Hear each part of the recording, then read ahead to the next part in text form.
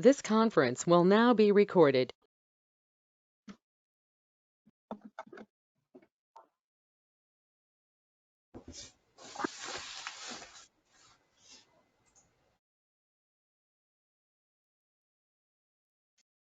Looks like Mayor Woodbury just left. I wonder if he's having some connection issues. Deputy Mayor Milne, maybe you want to take over until we get him back? Oh, sure, no pressure. You'll have to read out the movers and seconders, of course, because I don't or didn't print that list out. Yeah, no But problem. I can do that if that's your wish, Madam Clerk. That is, yes. All right, well, we'll bring the meeting to order at 6 p.m. Welcome everyone to our meeting, June 15th, 2022. It's been a nice warm day, so we'll try to move through this as timely as we can. And the mayor will probably join us any minute here now, but that's fine. We'll turn it over to him when he gets back connected. Land acknowledgement. Whose turn is it, Madam Clerk? The members whose turn it was would like the chair to read it. So Right. if you want to go ahead, Deputy Mayor. Sure, I can do that. Thank you. As we gather, we recognize and acknowledge the traditional keepers of this land with whom we share today. The Township of Southgate is a part of the traditional territories of the Anishinaabe, Six Nations of the Grand River, Saugeen Ojibwe Nation, Haudenosaunee, and Saugeen Métis. The land that surrounds us is part of who we are as it reflects our histories. May we live in peace and friendship with all its diverse peoples. I see the mayor has rejoined the meeting, so I will let you take it from here, Mr. Mayor.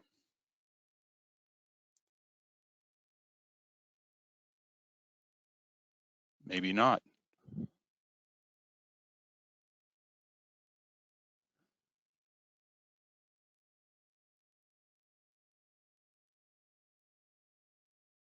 He appears to be having some connection issues. Yeah, we can see you, John, but we can't hear you. Thank you. Oh, there we are. Oh, maybe not.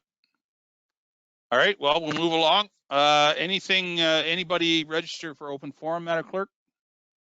No, Deputy Mayor Milne, I had no one registered for tonight. Oh, okay, thank you very much. Confirmation of the agenda as presented, I presume? No amendments needed? Very good, thank you. Dave, Sorry, go ahead, Dave. You need to unmute, sir. Ding, ding, ding, ding, winner. It had to be a first one every night. Absolutely. There is some slight amendments that we'll discuss related to bylaw 083, and that's in 9.5.3.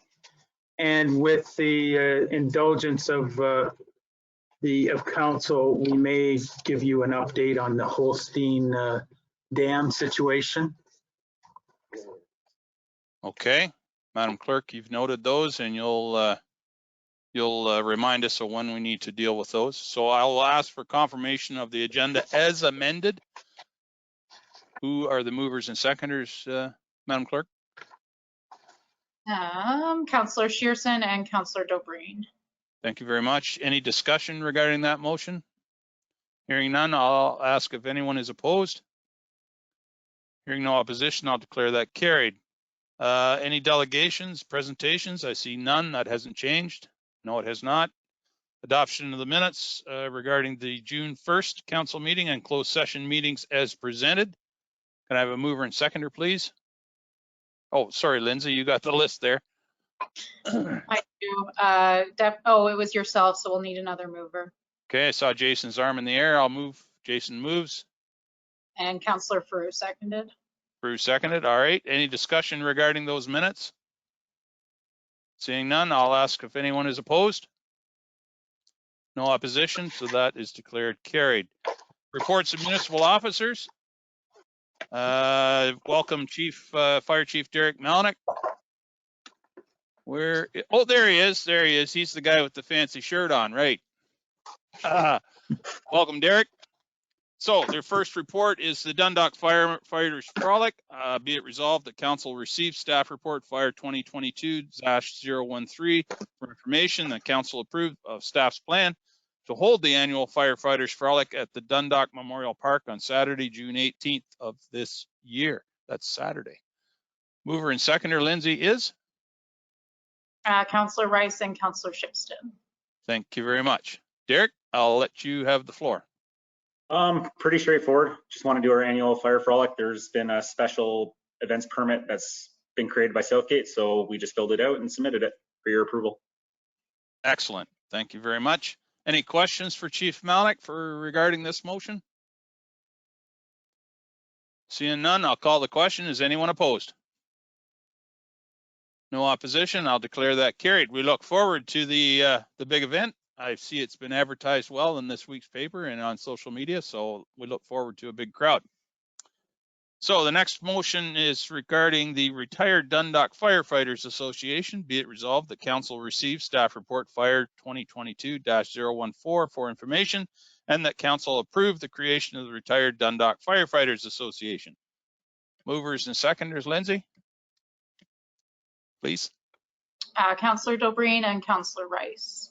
Excellent. Thank you very much. Derek, anything to add to this? Again, pretty straightforward. There's an information package put in the agenda for it. We think there is definitely some advantages of having some of the retired members that do have years of experience around the hall, as well as the Dodge 49 is currently being restored. And I think the older members would enjoy it to be able to take it to parades. We've discussed the insurance with the treasurer, and there is no issue with them driving the truck as long as they sign off and adhere to all Southgate policies. So I'll open up for questions if anyone has any. Very good. Any questions for Chief Malnick? Barb, I see your hand in there. Go ahead.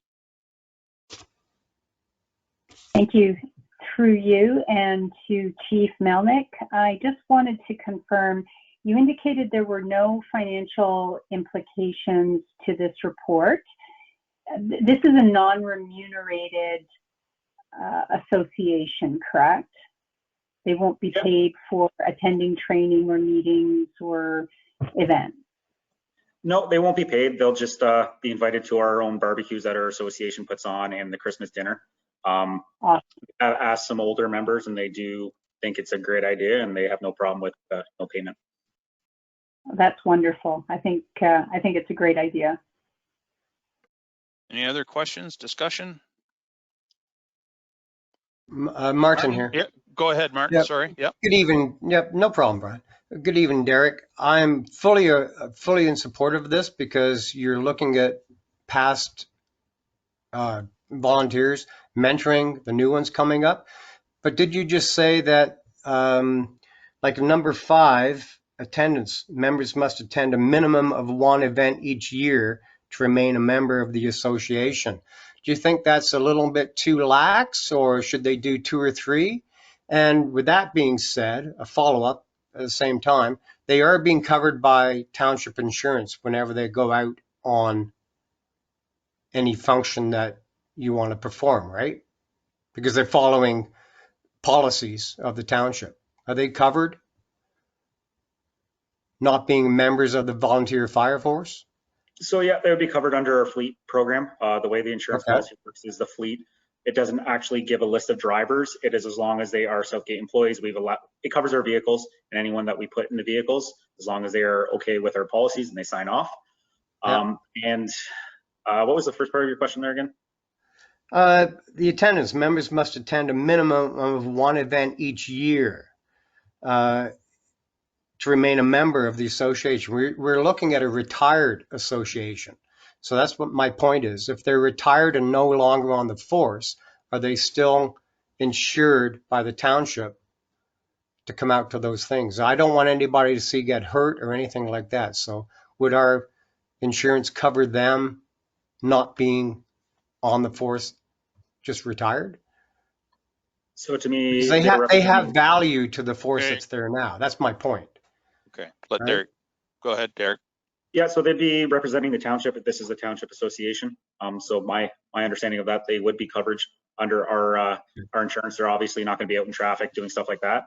Yeah. And for the minimum 1 year, we just want to start somewhere, get the ball rolling, see what happens. Yeah. We don't want to be too aggressive and say you have to be here 5-6 times. Try and make the committee and we'll go from there. Obviously, things can be adjusted as the association sort of fits once they get members in there, but we just wanted to start off somewhere. Well, no, that's right. They are retired after all. So it's a good thing you're doing, Derek. I'm fully in support. I just needed that question asked about the insurance because it Very is good. what it is. So thank Very you. good. Thanks, Martin. Thanks, Derek, for those answers. No worries. Any other questions or discussion? Seeing none, I'll call the Just Mike, question. just Michael ahead, here. Mike. Sorry, go ahead, Mike. No, I think it's a great idea. I mean, I'm not that old yet, and after 15 years, I would still report and help out whenever I could. So yeah, I think it's a good idea. Yep, absolutely. Okay, thank you. Any other questions, discussion?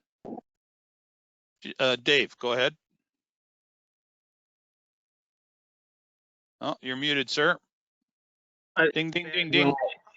Anyway, I just wanted council to know that I was surprised by this report, but I do support it 110%. And I just think it reflects the creativity and ideas that are coming out of the fire department, and they're creating this opportunity for retired firefighters. Yep, good comments from all, for sure. So not seeing any further discussion, I'll call the question. Is anyone opposed to this motion? Not seeing any opposition, I'll declare that carried. Thank you, Derek. Thank you, Chief Melnick. I see the mayor has returned. John, have you got the connection issues resolved?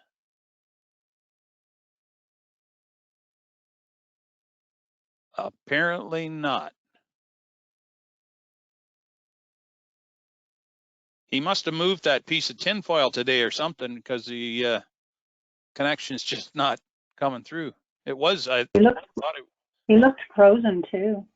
Yeah, well, he's left again. All right, well, we'll carry on. The next report is from our treasurer, William Gott. Hey, Liam, how's it going tonight? Good to see you. This is regarding FCM grant and building condition assessment. Be it resolved that council receives staff report finance 2022-014 FCM grant and building condition assessments as information, and that council consider bylaw 2022-082 being a bylaw to approve the FCM Municipal Asset Management Program grant agreement. Mover and seconder, Lindsay. Councillor Frew and Councillor Shearson. Excellent. Thank you very much. Liam, anything to add to that report? I'll just go over the highlights. So the purpose of the report is that we applied for an FCM grant in 2021. We were approved in August of 2021, but due to the federal election and which caused some delays in getting the agreement, which then made us have to modify some of the deadlines. We just received the agreement on May 31st for approval. So that's why we're bringing forward that agreement. And then part of the grant is to fund the building condition assessments. So we had engaged Bold Engineering for that. The RFP required them to be complete by January 31st and present to council in March.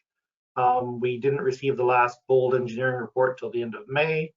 So pending the facility manager's review of the draft reports, we anticipate bringing an information report to council in July 6th. Excellent. Any questions? Any question or discussion regarding the report?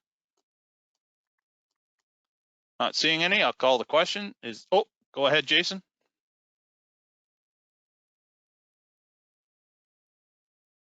Yep, go ahead, Jason. I was just wondering, so it was did I hear it right? It was supposed to be done in January. It didn't get done until May, William? That is correct. The RFP timeline was for them to be done the end of January, so we could bring a report to council in March. And we didn't receive the first report till much later than that. And then I threatened them with canceling the contract at the beginning of May, and we got the rest of the reports by the end of May.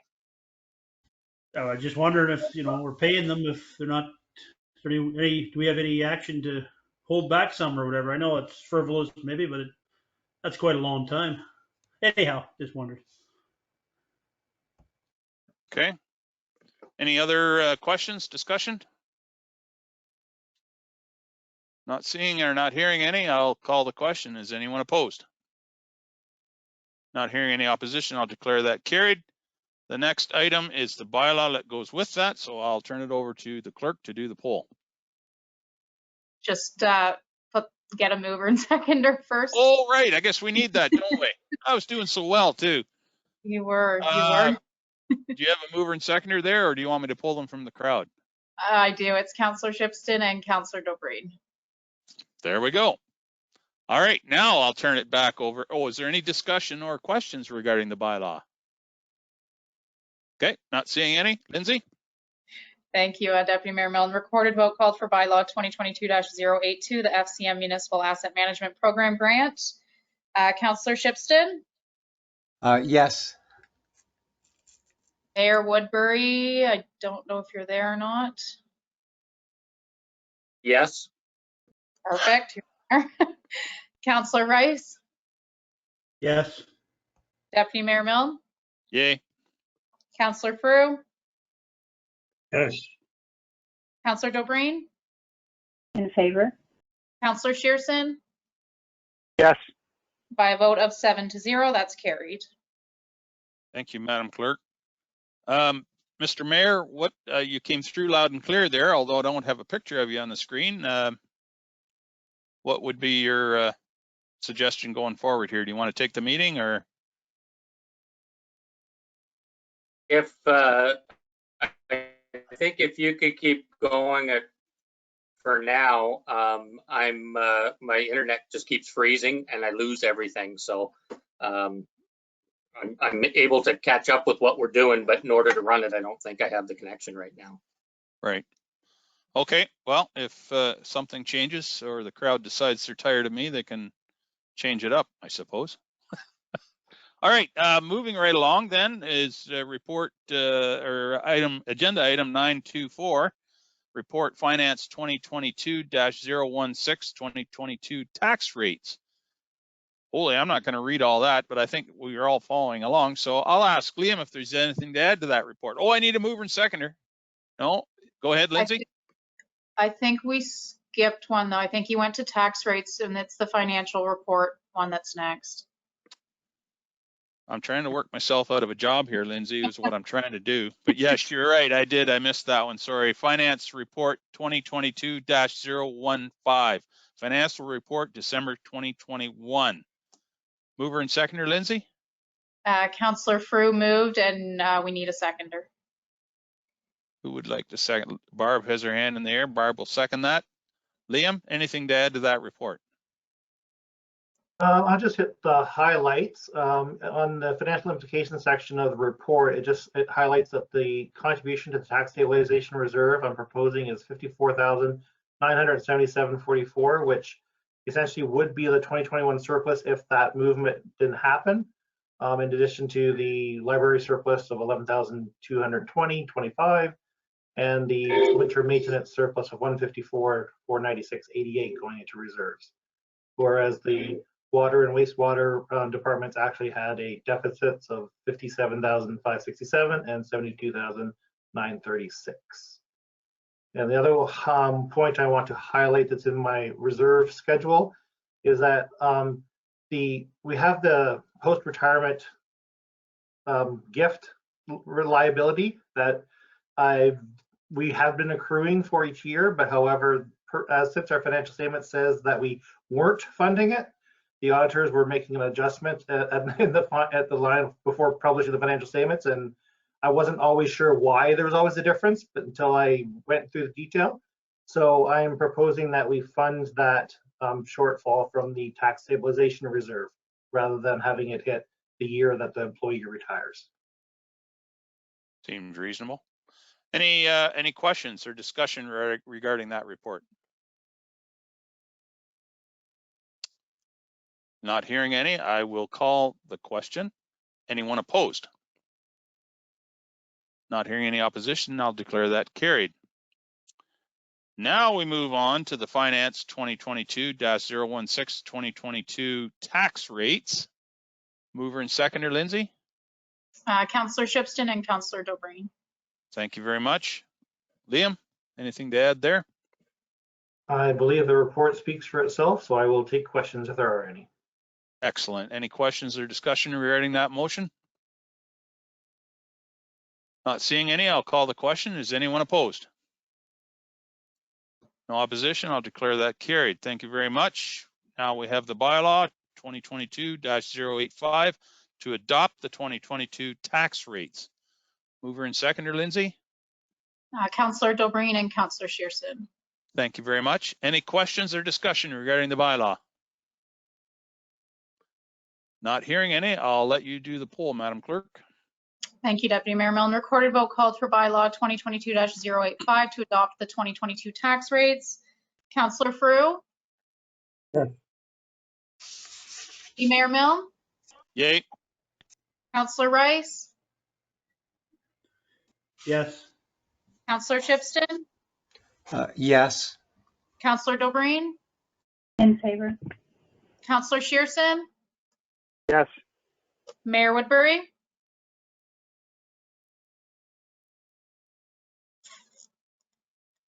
Mayor Woodbury? We seem to have lost Mayor Woodbury, so Mayor Woodbury is absent for this vote. So by a vote of 6-0, that is carried. Thank you very much. Oh dear. Let's see here. A little ahead of myself. Okay, so thank you, Liam. And wherever Liam's gone, but thank you very much, Liam, for those reports. Clerk Lindsay Green is the next report. CL 2022-021, policy number 86, the electronic participation policy, draft amendments. Who are the movers and seconder of this one, Lindsay?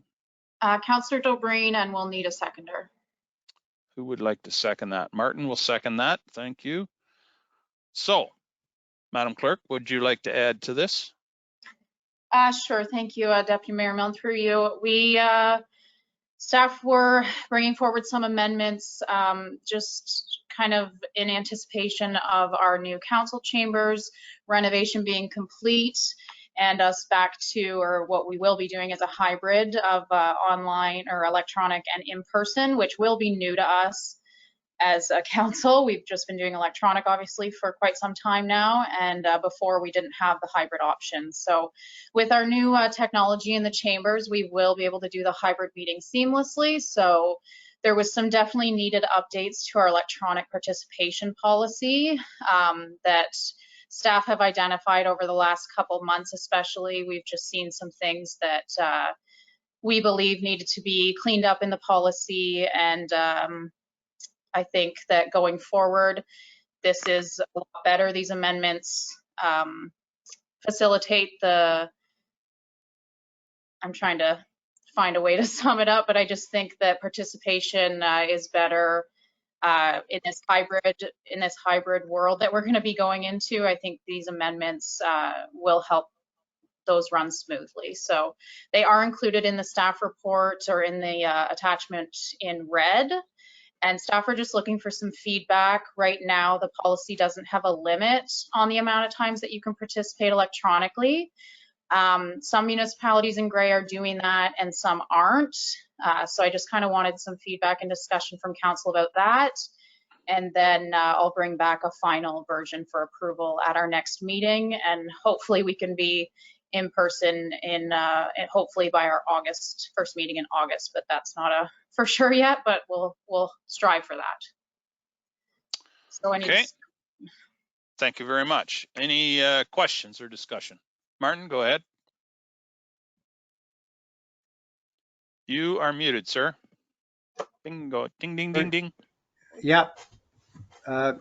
Dave, John, and I were going to go out and put money in the retirement fund for the Southgate, I think. Lindsay, I read the report. I have no problems with it. We're going into a hybrid time.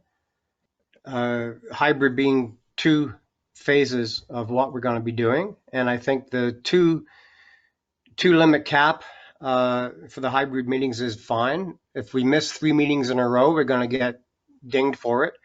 The 2 limit cap, that's fine. It is a new norm. I did like the part about the attending by phone. I know I've done that in the last 2-3 years. God knows I've been on the side of the road being in a meeting, but it is not the same thing as being on FaceTime or actually being face to face. So I think to get rid of that part of it, as I said, a hybrid is only 2. The phone thing is 3, and it's not good enough. So we all know where we're going to be, and we're allowed to miss meetings if we can. So I think what you proposed in this report is more than fair, more than adequate, and I have no problem with it. Okay, thank you. Oh, sorry. So, yeah, and if you can't just coming in by phone, if you miss the meeting, at least coming in by phone, you can listen what's going on. You might not have a direct contribution, but you can still keep aware. But I do believe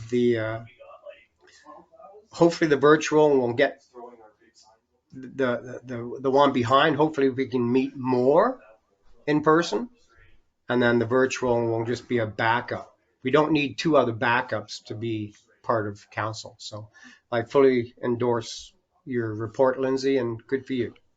Okay, thanks, Martin. Barb. Thank you. Through you and to Lindsay, thanks for the report. I just need to clarify some comments that Councillor Shipston had mentioned. Through the Municipal Act, we can miss 3 consecutive meetings, but that is the maximum. Participating virtually does not count as a missed meeting. We are participating. We are expected to engage and debate and vote. And there is a clause that allows for phone in extenuating circumstances. If we're having, we live in rural Ontario. We're going to have connection issues. John Woodbury, Mayor Woodbury is an example this evening where, we're having technical difficulties. So we need to work with that. You consulted with the clerks of Grey County, and all of the clerks are working through this virtual hybrid policy model, correct? Yeah. I guess I shouldn't say that exclusively. The Chatsworth, I know, is only doing in person. They are not doing any sort of hybrid or virtual at all, but most others are doing the hybrid for sure. Yeah. Okay. And obviously we want to encourage, the ability to meet in person whenever possible. We're going to have circumstances where the weather isn't going to cooperate. I did have a question though, not just a comment. When you indicate that 2 in total, so that we would only participate 2 meetings in total per half year, is that 2 council meetings, potentially 2 committee of adjustment meetings, potentially 2, it's not 2 in total, it's 2 of each type of meeting, correct? Yes, that's correct. 2 of each type. Okay. And that was just a suggestion. Like as I said earlier when I introduced the report, right now the policy does not have a limit. So I was just using that as an option of what other people are doing if we did want to limit it. I'm just not quite sure, to be honest myself, if I think we should have a limit or not. I was kind of leaving that up to see what council's thoughts were on that. But yeah, so that's just kind of what I was foreseeing if we did impose a limit on it. Yeah. Well, we still have the opportunity to provide our feedback to you.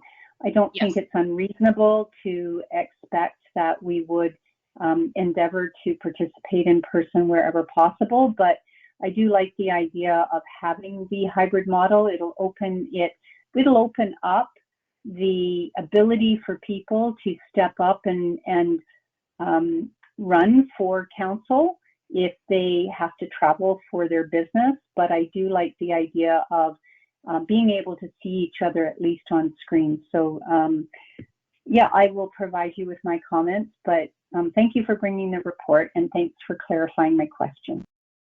Thank you. Thank you. Any further comments, questions? I'll add a couple here, and Lindsay answered one of my questions. Barb had asked regarding the overall number, and that's fine. I know the county is also working on some hybrid policies, and it's a tricky one, as Councillor DeBreen pointed out. You want to make it as flexible as you can to encourage people to run and to be able to run. But on the other hand, you know, I don't think anything is as good as seeing somebody across the table when you're having a discussion about a topic. That's part of the deal when you sign up for this job, in my mind. I think at the very least, if at all possible, and again, because as Councillor DeBreen pointed out quite rightly, you know, not everybody's internet is up to it at all times, that's for sure, as we see tonight. But I think it's imperative that if we're going to participate virtually, you need to have the screen on, at least so we can see the member, if at all possible. And I know there's circumstances where that's not possible, but I think it's only fair to have the camera on. I know there are a number of businesses in the area that I've talked to, and if they have virtual meetings, the company policy is if you're virtual, your camera's on. There's none of this camera off deal. But again, you know, there's always extenuating circumstances, so we have to be mindful of that for sure. Yeah, I guess that was the extent of my comments. Barb, go ahead. And just to that, as a follow-up, Deputy Mayor Milne, I think maybe Lindsay can clarify, if we are virtual in a hybrid model,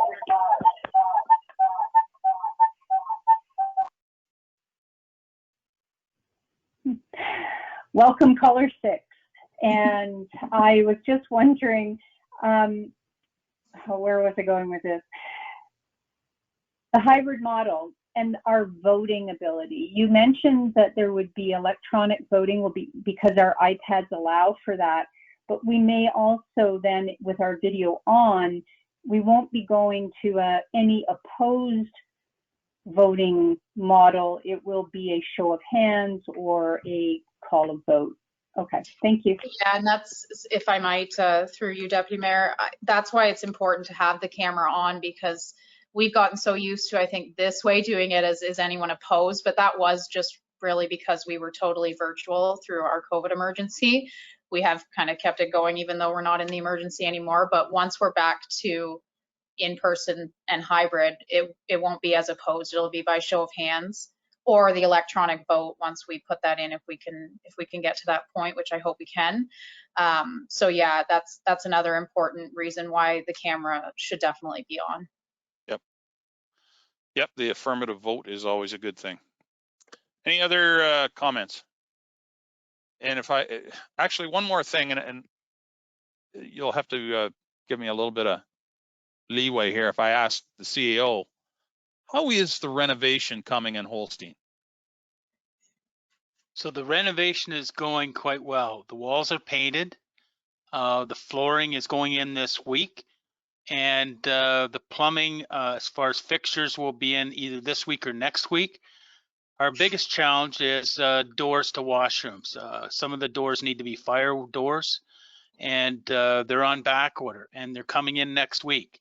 And then they're coming in the week after that, and they're coming in next week. So delivery is just, that's the challenges. But you know, if they get the materials, they're being put in the building. So at this point, if we got doors, you might be able to squeeze in a July 6th meeting, but I'm not going to promise that at this point. Well, there was a comment made earlier about suppliers not doing what they said they were going to do. And as I recall, the contract to do this was Christmas of last year, not this year. But anyway, I understand there are some supply challenges in the world, which we're all aware of. So anyway, that's good. I'm glad to hear things are moving along. Barb, you had your hand up. I hesitate. You have to have fire doors for the bathroom? Oh, there can be some awful flares. You don't want to be caught with your pants down, obviously, but is that like, that's the into the washroom, not the stalls or anything? Like I've never heard of that. I'm not sure how to respond to that other than I'll tell you the absolute factual truth is there is fire separations and the doors are not for the purposes suggested. They're for fire separation. I hope that's an Wow. adequate explanation. They are And for there, fire ladies, separation in the building, not the and there, washroom. ladies and gentlemen, is your snicker for this evening. Well, I'm glad I could bring that to the table. Because we haven't seen the layout, obviously we don't know where the washrooms are located or the requirement for fire separation. So thanks, Dave, and hopefully the suppliers can get those doors to us as soon as possible. Exactly. Okay, any other questions or discussion? Not hearing. Oh, go ahead, Jason. I guess I just wanted to echo your comments and everybody else's. I've used the phone myself too, but I think, you know, the sooner we can get back in person and the hybrid, if we have to use the hybrid model, we will. And just a comment, I agree. Yep. Good comment.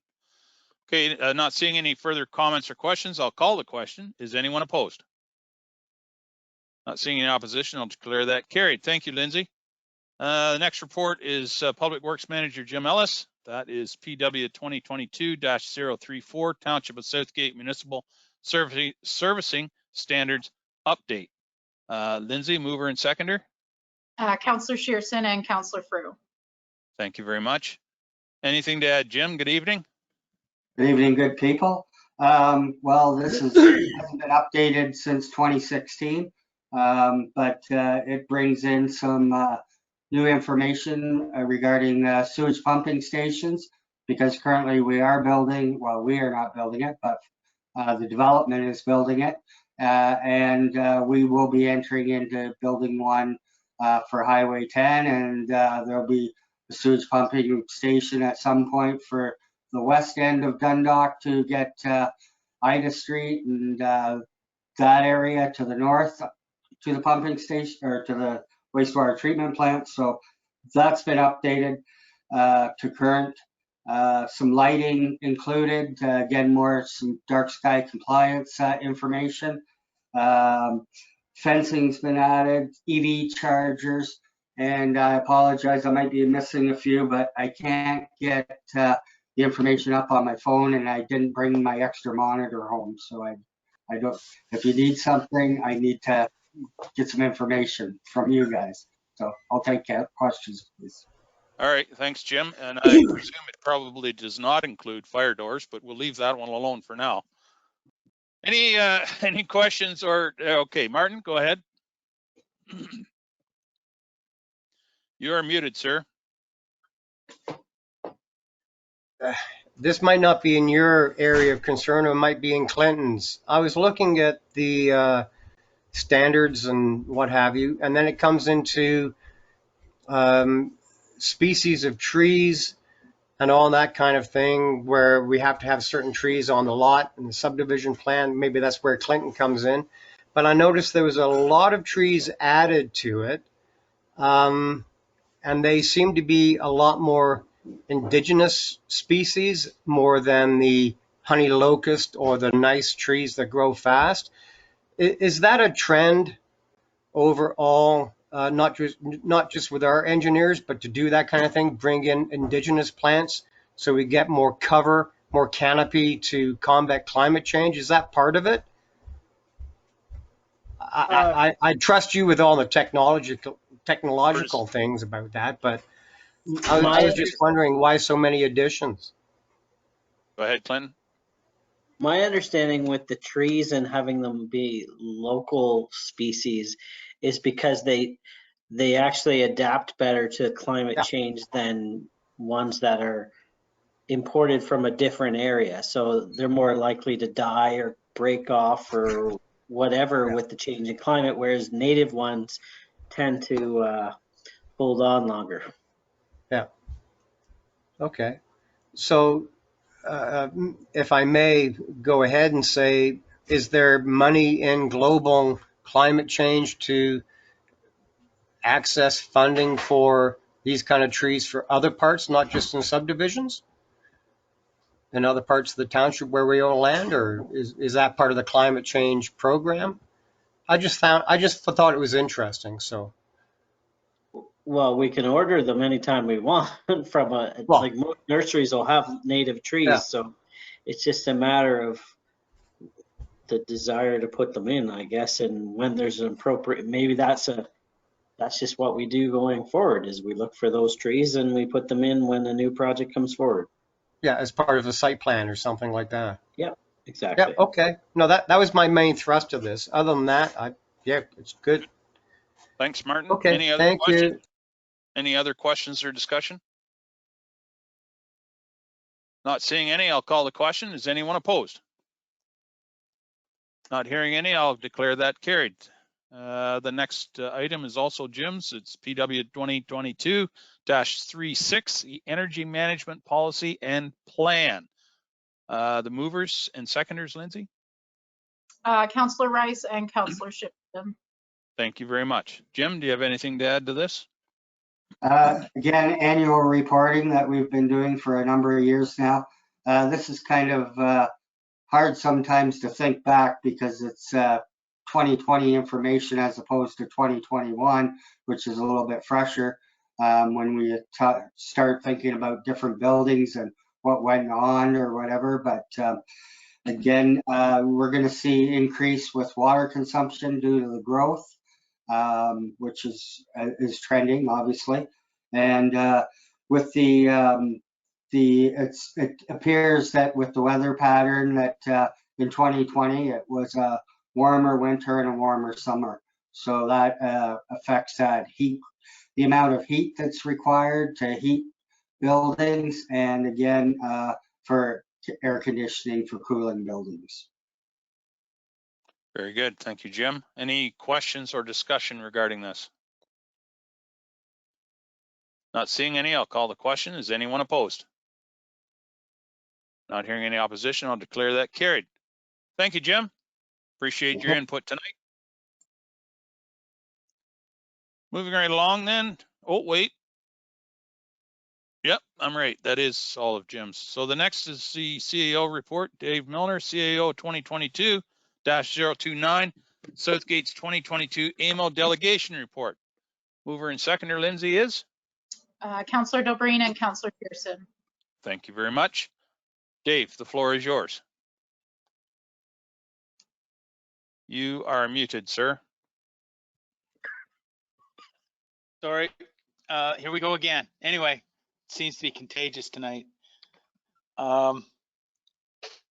Anyway, the report I think is pretty self-explanatory in relation to affordable housing. I believe the county, I've talked to the county CEO this week, and they're very interested in taking that on because I think it's a better approach at a county level with more municipalities supporting it. And we also talked about, and I think, and the mayor will likely make comments on this tomorrow night, but at the Warden's Forum, but I think we've kind of let the ball drop a bit as municipalities, not just us, but getting back on the fiber communications, that needs to get heightened to fund those kind of things, because we know with COVID, the need for faster communications is only sped up, and wireless is going to soon be behind us as far as serving our needs as we see tonight. So anyway, those are the projects or the discussion points that we're looking at advancing through and with the county to talk about at AMO conference in Ottawa. Okay, thank you, Dave. Are both of those topics you're proposing to piggyback with the county, is that correct? Correct. I mean, yeah. You know, if you want to just pass this motion as presented and or we can amend it slightly to talk about fiber communications, because I know right now funding is not proposed by the provincial government for southern part of Grey County, being West Grey. This is rural areas. West Grey, Southgate, and Grey Highlands are kind of on the out looking in, which right. We knew. Right. Okay.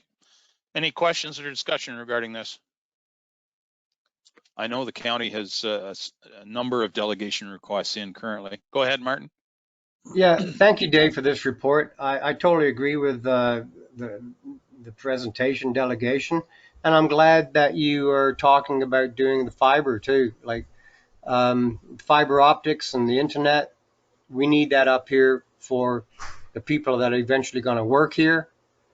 That is part of the infrastructure of building the community. So if you can add that to it, along with I'm not a favor of regionalism sometimes, but when it comes to housing, you know, there's too many partners needed to get that across too. Same thing with the broadband. So yeah, I think that would be a good delegation to present to the conference. So thank you very much for doing that.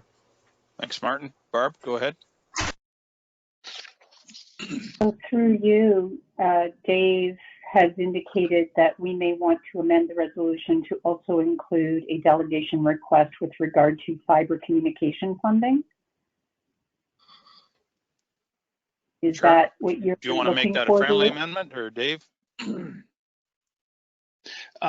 Maybe the clerk could just add another clause to this, that council approves staff proceed to work with the county to seek a Ministry of Infrastructure delegation to talk about fiber optic financial support for fiber optic expansion. Thank you. I would so move. Okay. Second there, Martin. Thank you.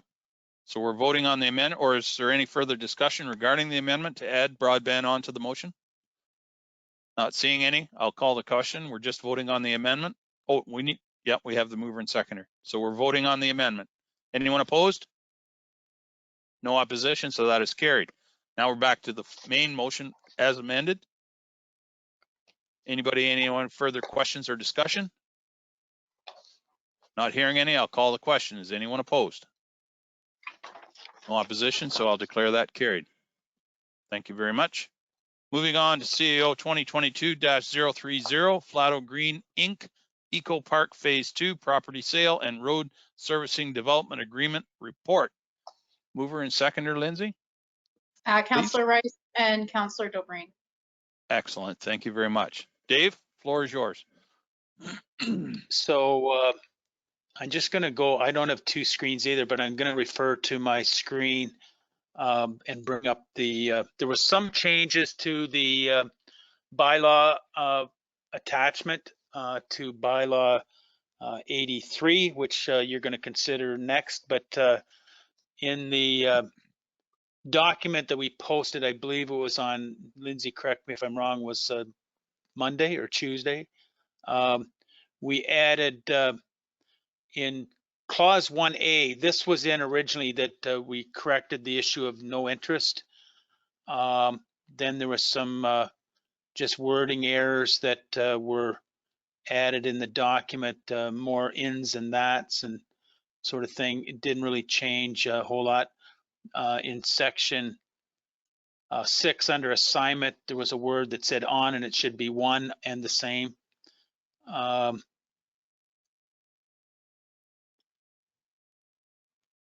believe that was it. And then we go to the Schedule E. There was a few changes there. And in 1A, that was a suggestion from last meeting. So we provided clarification on that there would be progress payments, that the parties would cost share 50-50 those progress payments based on the contractors and engineers program payment certificates, and the invoicing would be completed for the completed work, and applicable taxes would be shared. Then in 1G, I believe, yes, 1G, there was a word added, responsible for the construction. And I think there was one more, I may be wrong here, I'm just scrolling down through. Oh, we added in in section 9, there was missing the solicitor. It didn't put in the solicitor for the seller and the solicitor for the buyer, reference being Stutz Brown and Garfinkel Bitterman for, so those were added. I believe that was it. Yes.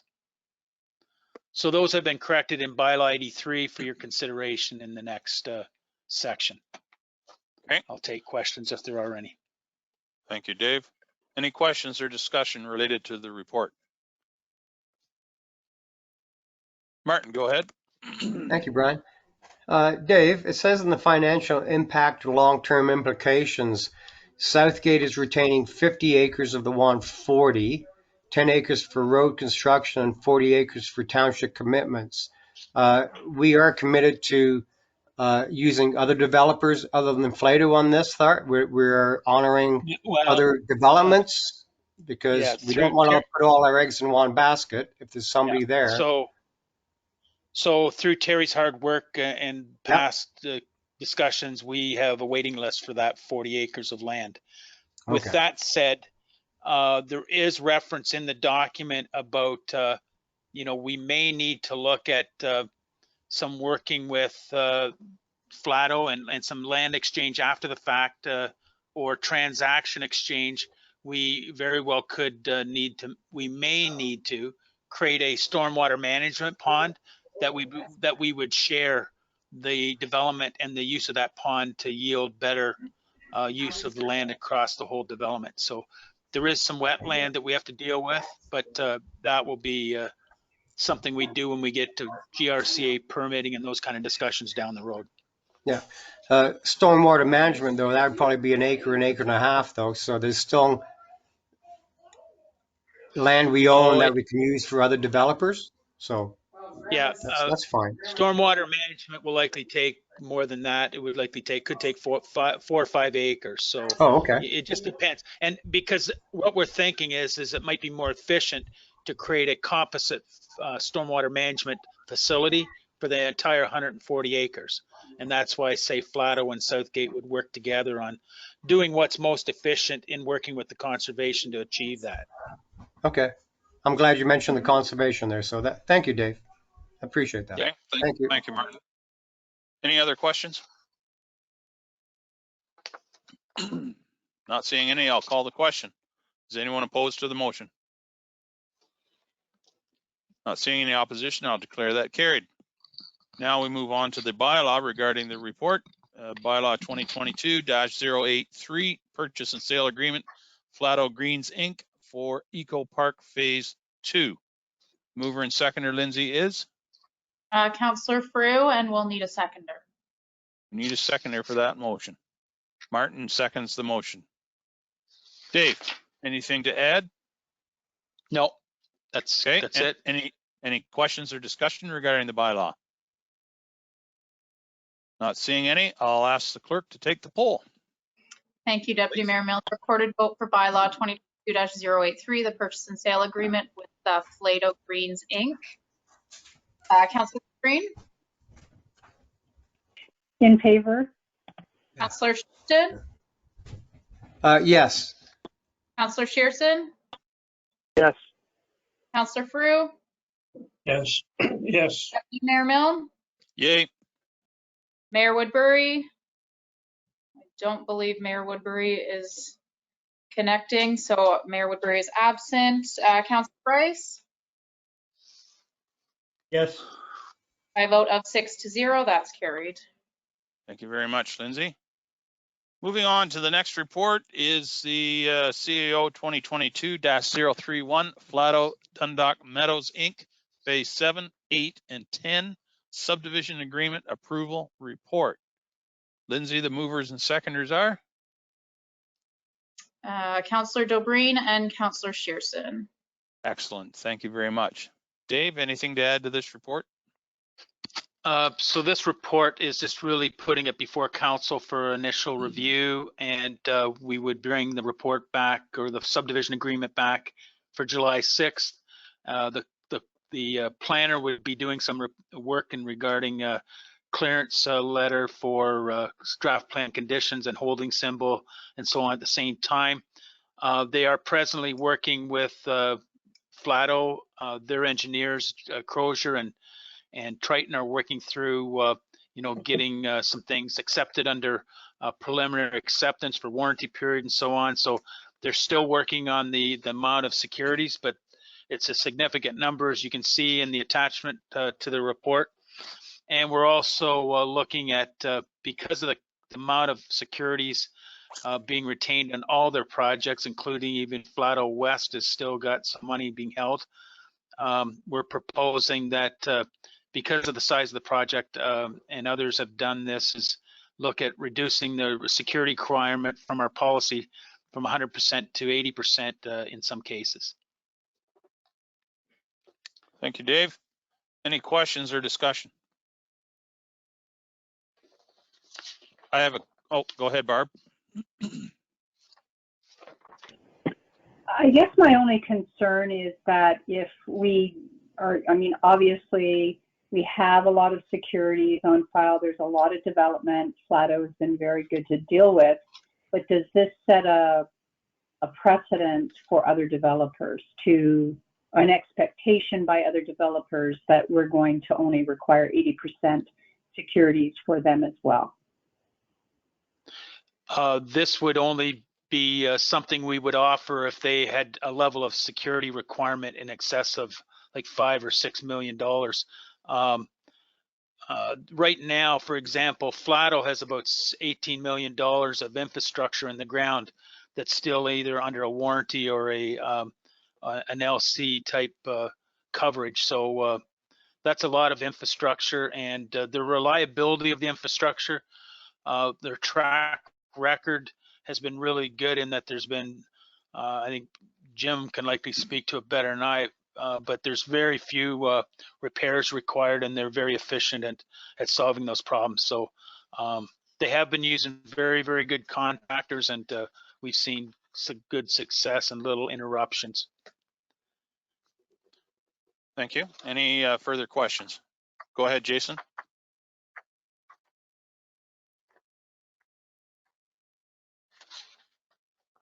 I tend to agree with Barb. I just wonder if we're setting a precedent. I understand that they're, you know, they've been really good to work with and everything, but I don't know. I don't think we should be cutting it back. As good as they are, you never know what happens. So I would like to see it stay at the 100%. Okay, thank you, Jason. Dave, do you want to respond to that, or?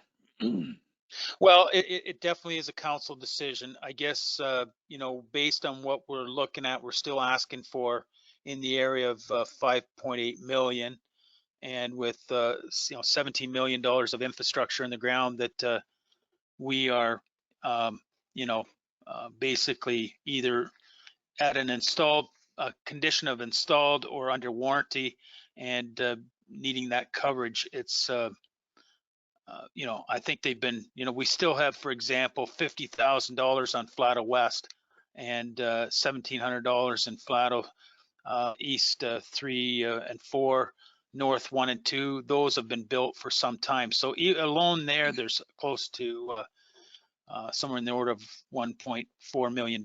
So that's a lot of, you know, it's a lot of money for them to cover, and they have to pay a percentage of that to hold those securities, and it's not cheap. So it's a way to help, you know, keep the cost of building houses down, but it's council's decision. I see Jim. Go ahead, Jim. I see you've joined us. Yeah, I would just like to add the infrastructure that it's in the ground.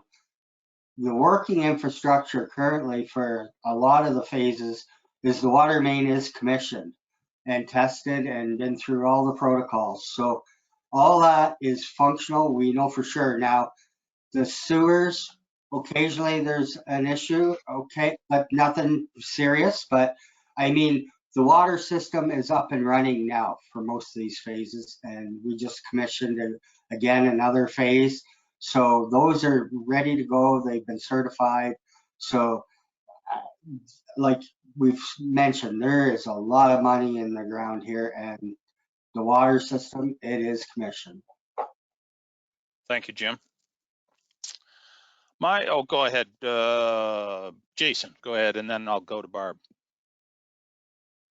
Well, no, I guess I just want to say it again. I understand that, but I just don't. I really don't think. You know, we know they're this far along. They're going to keep doing it. You know, I don't want to see us cut it back. I understand we're trying to work with them, but like, you know, we got to remember they're making a lot of money here too. They're not doing it just for the good of their heart, which is great. I got nothing against them, but I don't want to see it reduced. Okay, thank you, Jason. Barb? Thank you. So while I have reservations, and I guess I would ask, is this normal for a developer at that level, and with that significant securities already in place? Is this a normal practice? Have we cleared this through, legal? But the other thing is you indicated, Dave, that there's a savings to them that, because of interest, and they have to secure those funds.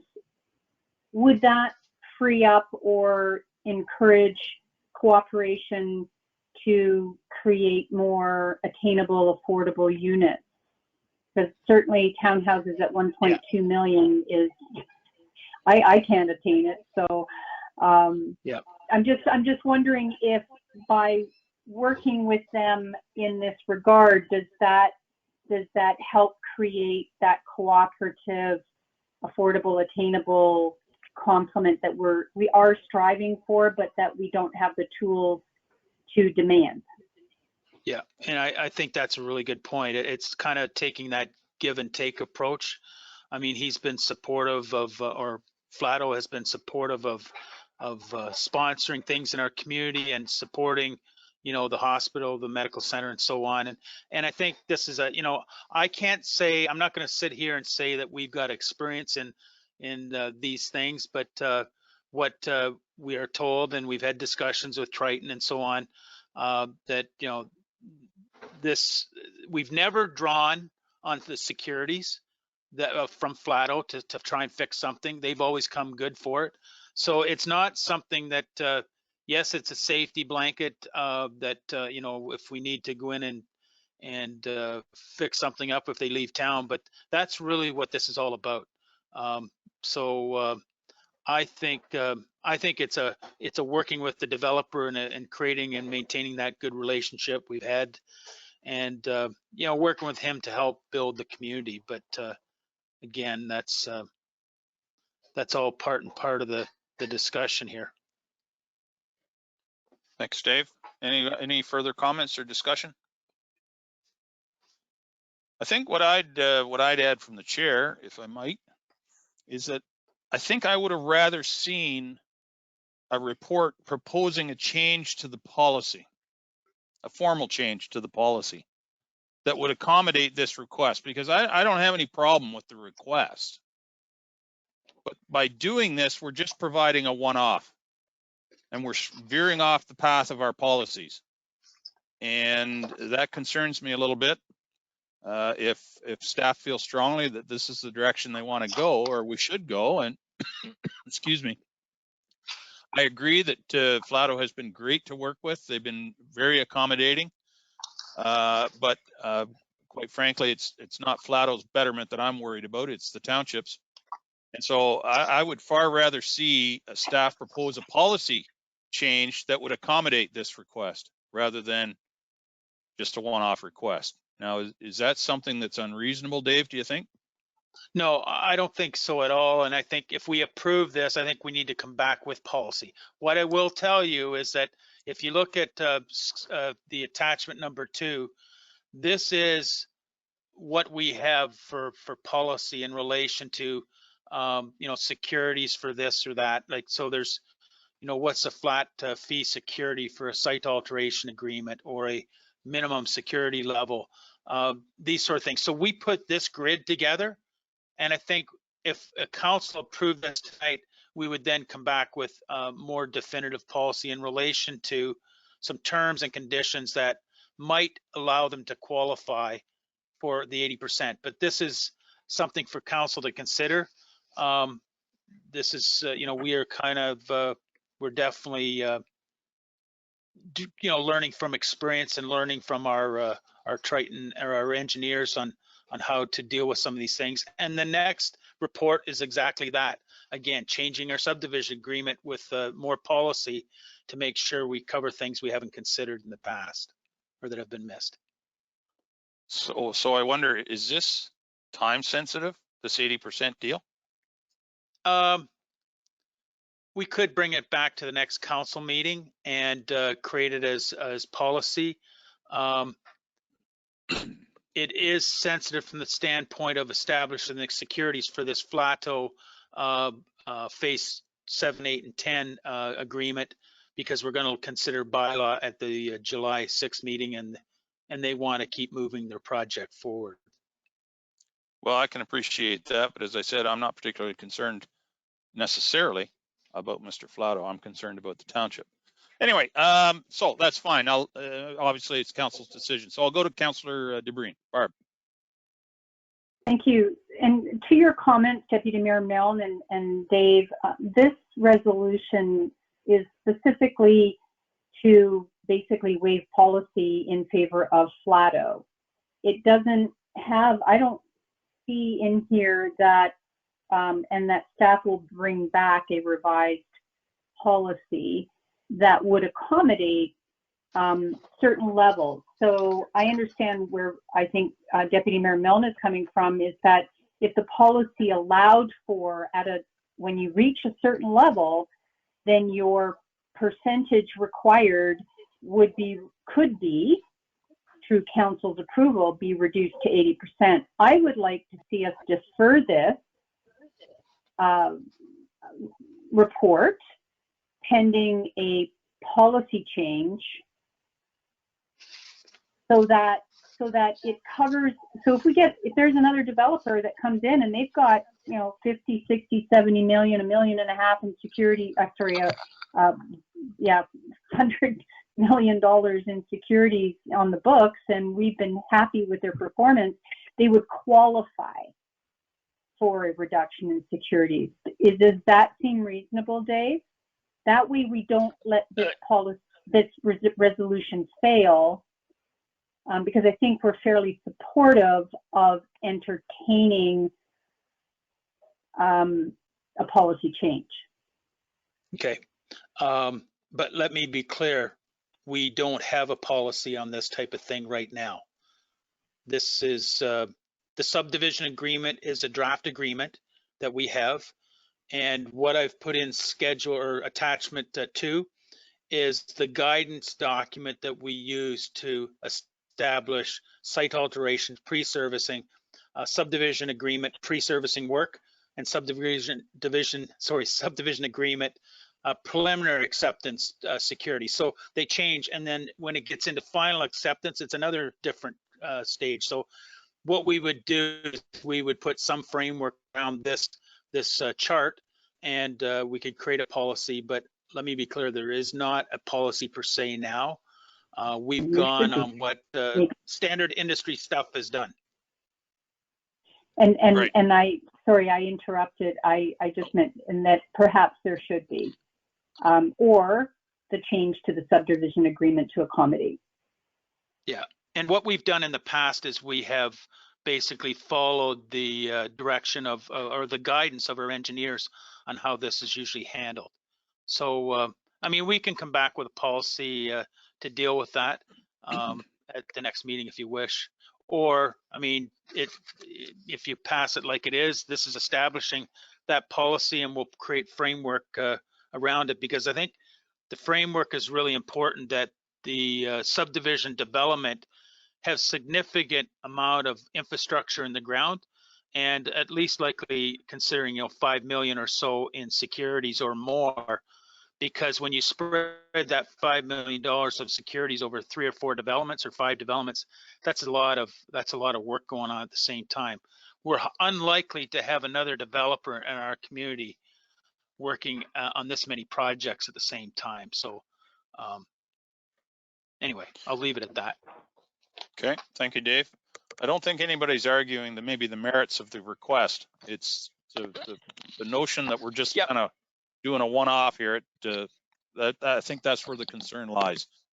So I'm going to ask Councillor DeBreen, did you want to make a motion that we defer this until a report comes forward regarding the bylaw or the subdivision agreement bylaw? Yes, please. Okay, that's moved, seconded by Martin. Any discussion regarding the motion to defer? Jason, go ahead. Well, I guess to me, like, we're the staff time this is taken up, and it's going to be have to report it on again. I just don't understand. I understand. We're all agreeing that they've been great corporate or whatever you want to call it, with great for the community.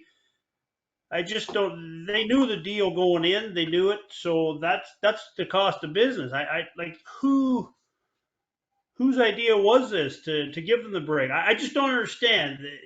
You know, just follow the rules and do it. Like Brian said.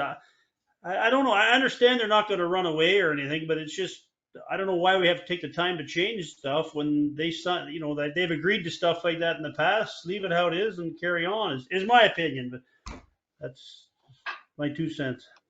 Okay, thank you, Jason. Good points. Dave, do you want to respond or no? Well, just I think the best thing to do would be maybe if we would just pull out clause, the third clause within the 5-clause resolution and deal with the rest, and we can suspend that part of it, and we'll come back with another report at the next meeting to discuss that very issue and what the justification behind it is. Because there's no doubt, yeah, there's no doubt that they're to put up the securities and maintain that level of infrastructure in the ground comes with a cost, and the more we ask for, the more that it's going to cost to build the houses, and the more or the less we may get donated in our community. But right. Again, I think that's all part of the discussion that we need to realize. Yep. I can see the clerk waving at me here, and I suspect she wants me to stop talking about the motion and deal with the amendment or the motion to defer. Am I wrong? Yeah. Or yeah. Okay. So we have a motion to defer this report until next week, until we see amendments come back. Madam or Councillor DeBreen, am I wrong in that? Well, is that the nature of your motion? It was originally, but if we remove, there's 2 clauses that mention 80%. There is a clause that says that we consider approval of the final phase 7, 8, 9 agreement by municipal bylaw. If we defer the entire staff report, then that approval doesn't happen. The clauses, clause 3 and 4 mention 80%. So what I think what Dave is suggesting, and I would withdraw my motion to defer if we remove clause 3 and 4, and we can address that at the next meeting, but we can still approve the agreement to go forward, the bylaw to go forward. That keeps Flato moving forward, and the securities question hasn't failed. Madam Clerk? Yeah, through you, Deputy Mayor Milne. I was going to suggest if we remove the 3rd and 4th clauses and then add a clause to direct staff to bring back a policy, then it wouldn't let the other go, or let the other be off the table. Right. Okay. Well, Martin, are you as seconder Martin? Are you okay with that? Yep. It appears like he's giving us the thumbs up. Okay. Any discussion regarding the what's been proposed here? And have we got an amendment on the floor here, or what do we got? No. Where are we at? So we would need someone to move an amendment that would remove the 3rd and 4th clauses and add another clause to direct staff to bring back policy around this. Right. And is that what you're proposing, Madam or Councillor DeBreen? Man, this gets complicated. Yes. Okay. I think that's what we're looking for here. Everybody's kind of nodding their head. So there's the amendment. We'll deal with the amendment first, unless there's any further discussion on the amendment. Just need a seconder for that amendment. I got Martin. Oh, okay. Sorry, I missed that. Yep. Not seeing any further discussion on the amendment, I'll call the question. Is anyone opposed? Martin or Jason is opposed. Madam Clerk, do we need to take the poll, or do we just declare one opposed? No, we'll take a recorded. All right, go ahead. So recorded vote on the amendment. The amendment is to remove the third and fourth clauses and to add a clause that staff bring back policy surrounding security requirements. Yes. Councillor Rice, No. Councillor Shipston, Yes. Mayor Woodbury, I believe you're on the phone now.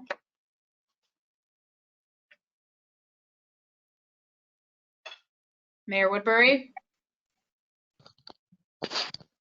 He's talking very, very slowly. Mayor Woodbury, if you're on the phone, you'll have to unmute.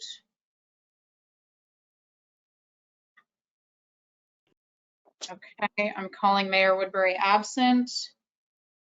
Councillor Shearson, No. Deputy Mayor Milne, Yay. Councillor Dobreen, In favor. Councillor Frew, Yes. by a vote of 4-2, that has carried. Excellent. Thank you, Madam Clerk. So the amendment has revised the original motion as we just did. So I'll come back to the original motion as amended now. We have a mover and seconder. I forget now who that was. Originally, let me look quick. But we do have them. Yeah, Councillor Dobreen and Councillor Shearson. Very good. Thank you. Mover and seconder is still okay with the amended motion? Okay, not hearing anything. Any further discussion on the amended motion? Not hearing any, I'll call the question. Is anyone opposed? Jason is opposed, so we'll ask the clerk to take the poll, please. Thank you, Deputy Mayor Milne. Recorded vote on the main motion as amended for staff report CAO 2022-032, or sorry, 031, pardon me. Councillor Dobreen, In favor. Deputy Mayor Milne, Yay. Councillor Frew, Yes. Mayor Woodbury. He's telling me he's unmuted, but we're not hearing you, Mayor Woodbury.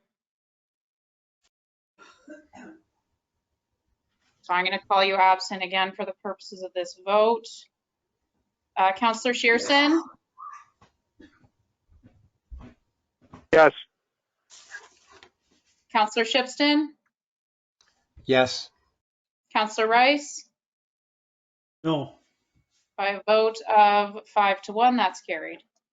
Madam Clerk, I see that the mayor indicated yes in the chat box. Does that count for your purposes or not? I'd rather him speak, just because Okay, we've I just not done that before. wanted to bring that to your Woodbury, attention, that's all. Yeah. Are you sure you're unmuted, Mayor Woodbury? We should be able to hear you if you're unmuted.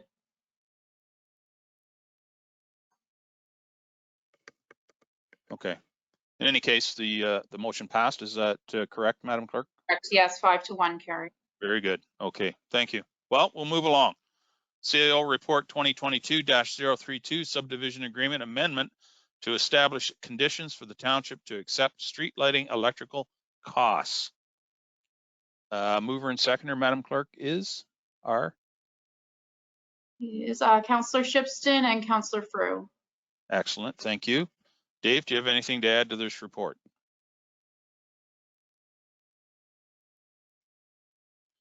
You are muted, sir.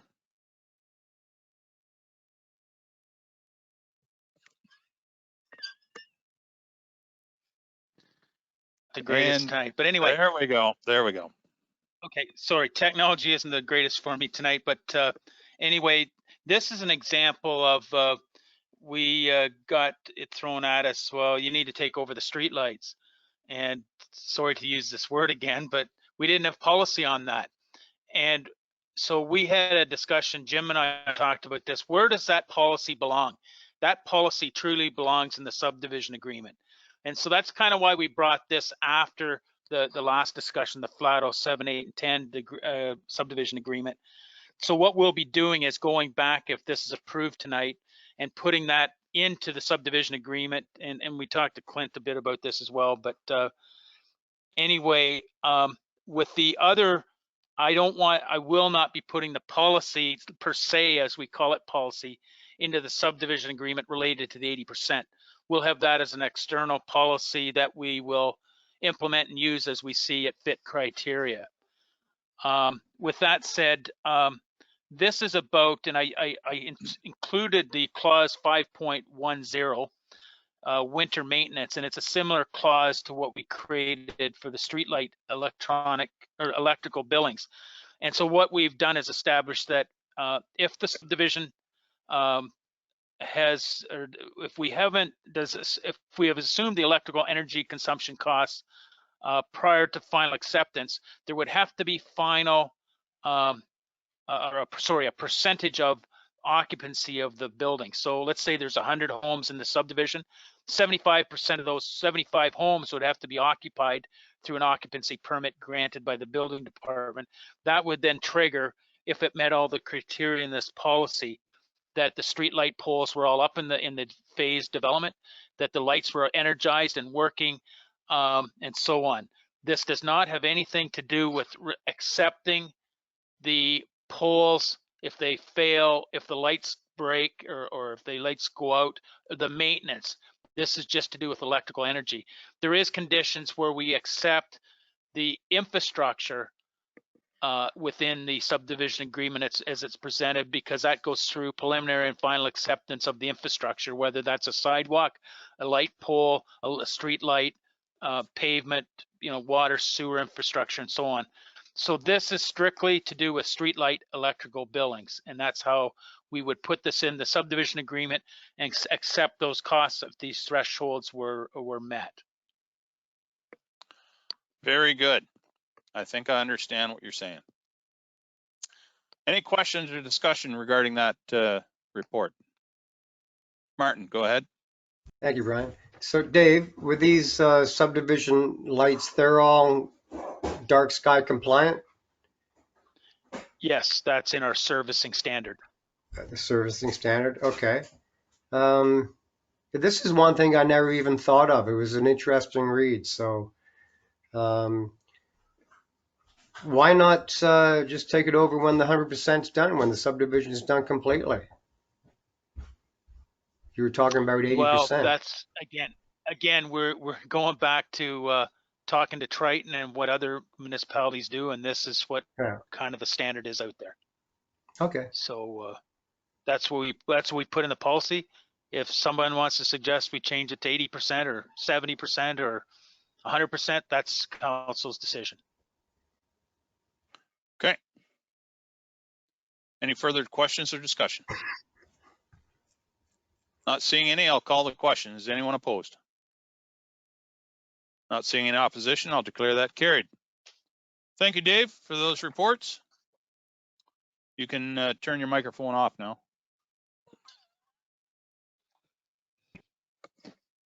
Always here to help. Good. Councillor DeBreen, yes. Deputy Mayor Milne, could we have a 5-minute recess? Absolutely. Absolutely. It's 7:23. Why don't we come back at 7:30? That'll give us 8 minutes. 7 minutes. 7 minutes. 7 minutes. All right. We'll see you back at 7:30. Yep.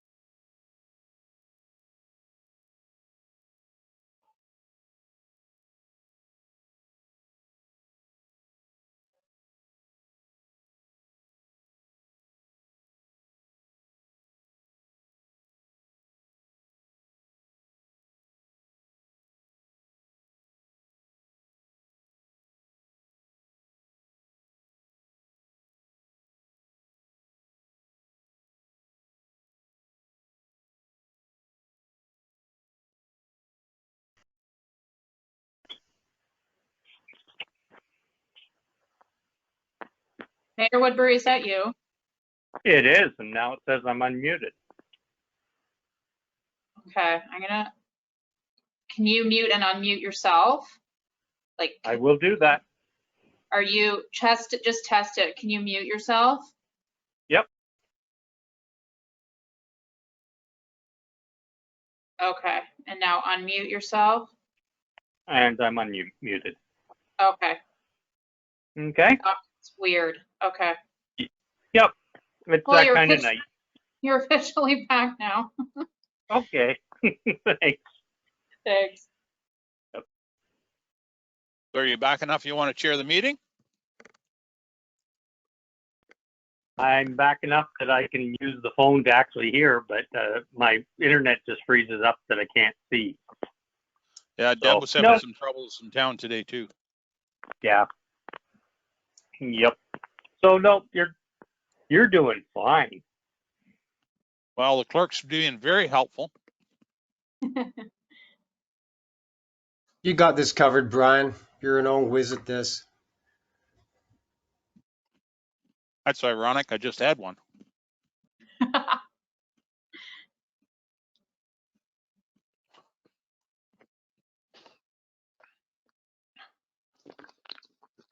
Are we talking about the fire doors again?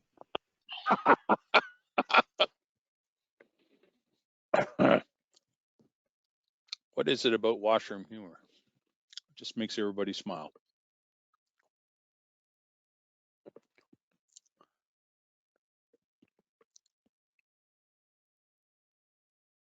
I guess it's just the kind of humor that makes you feel flushed, Brian.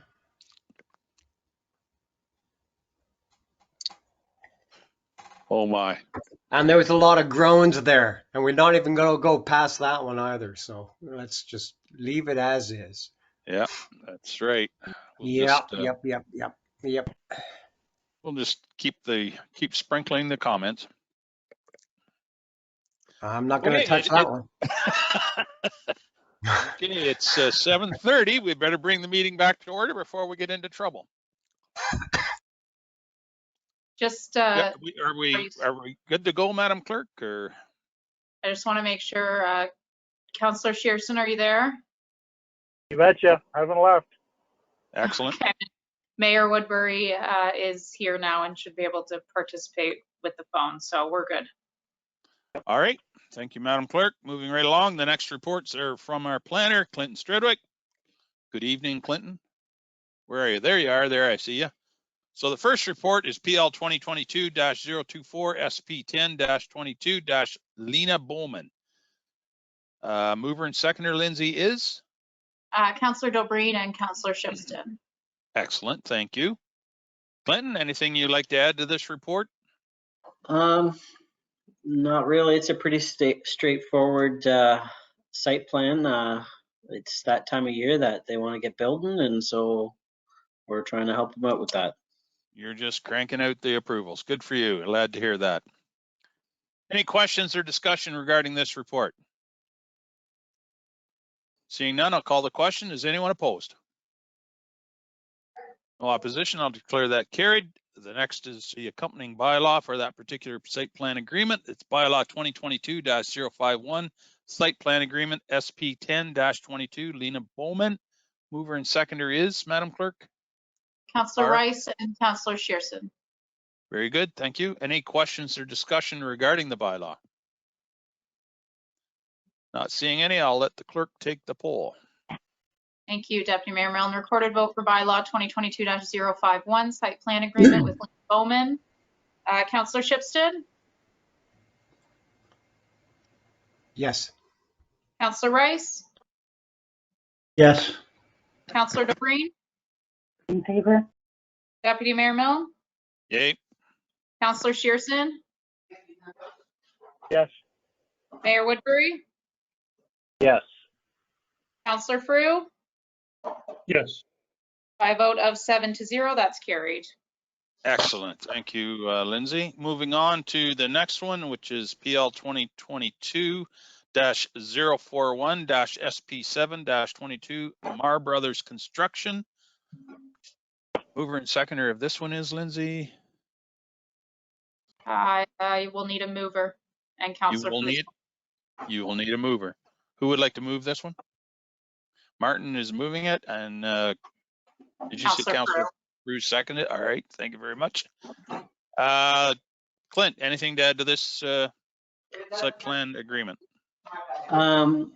Well, this one, you may recall, we had to bring back to a second public meeting because of the retail portion of it, where they were actually going to be selling supplies to local farming equipment and that sort of stuff. So like belts and that kind of thing. So we brought that back at the last council meeting, and now we have the site plan ready to go for them. So hopefully they'll be up and running. Very good. Any questions or discussion? I note the name of the company, Mar Brothers Construction. They don't happen to sell fire doors, do they, Clint? No. I'm sure they could whip you up one if you ask. Yeah, maybe they could. Maybe they could. Okay, moving right along then. I'll call the vote unless there's any more discussion. Anyone opposed? Oh, sorry, Martin, you go ahead. You are muted, sir. New computer. I apologize. This might not have anything to do. It's just a comment, Clinton. The last two reports you've had, it says item number 5, requiring a water reservoir to be installed.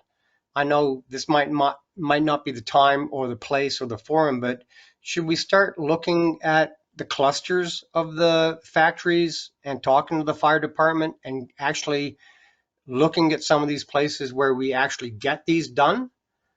The Mennonite community is obviously willing to do these. That might not be a question for tonight, but I'm just putting it out there as a comment. So Okay. I'm okay Clint, with it. I'll pass it, but it was just the last two, number 5. Yep. I'm only thinking on the fire department. So Well, I hopefully it's more than the last two that we put that in there. Tonight, Clint. Yeah. Tonight. So that condition it's to be installed should the township fire department deem it necessary. So that allows us to go around and say, okay, where are these best located to put them there? And then we can go back to, okay, where do we have a site plan that's actually going to allow that to happen, and it's going to benefit the whole area that everybody. Yeah. For everybody. Okay. No, that just came up tonight. I would have asked you prior. Yeah, and as far as I was just looking at it. So thank you very much. Yeah, and just one other comment, as far as it being supposedly unfair to the particular individual, in other municipalities, they all are required to put them in.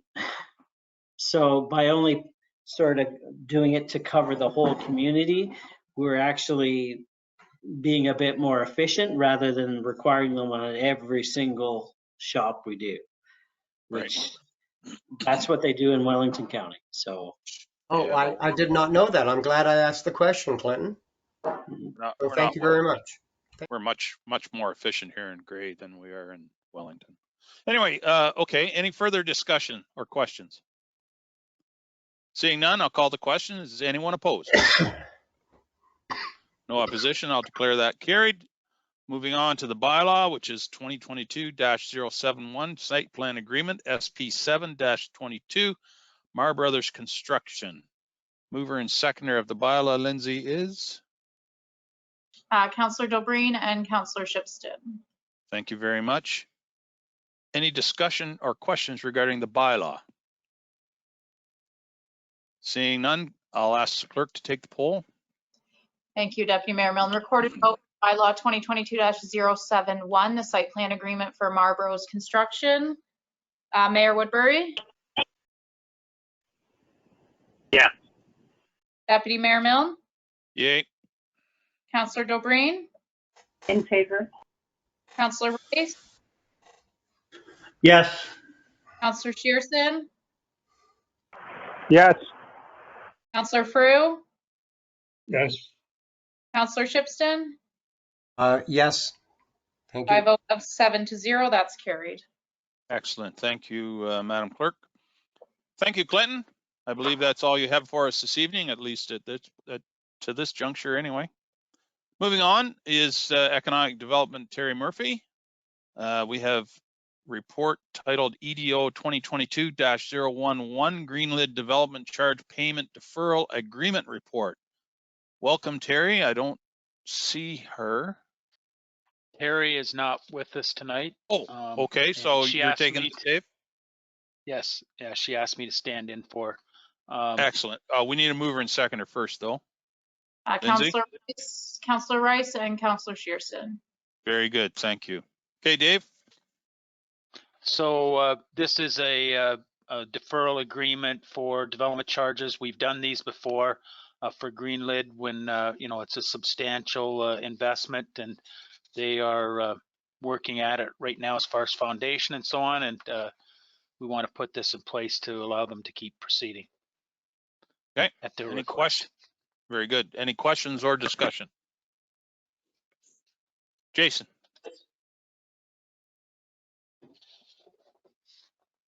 I guess I'm kind of back to the Flato thing. I understand we have it in the policy, we can defer it, but I just don't understand. These companies come in knowing up front what it is, and we don't have the Mennonite guys deferring them too often, do we? In their shops that are adding a lot of value to the township. I don't know. It just seems like we're doing this stuff for the big guys, the big developers, the big companies. I understand they're going to bring a lot of jobs and stuff here, but these people know this when they come in, I think. So I think these kind of companies have the capital to take these projects on. It just seems like the big guys always get the break, and the little guys, we just follow the rules and don't ask for deferrals and staff time and everything. Maybe I'm wrong, but that's just my take. To me. Okay. Thank you, Jason. Dave, do you want to respond or? Yeah, just to respond to that.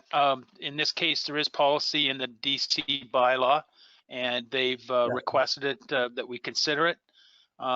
In this case, it is a fairly significant investment. I think it's somewhere in the order of $600,000 to $800,000 we're asking for in development charges. So they are just seeking to defer that investment until occupancy would be granted for the building.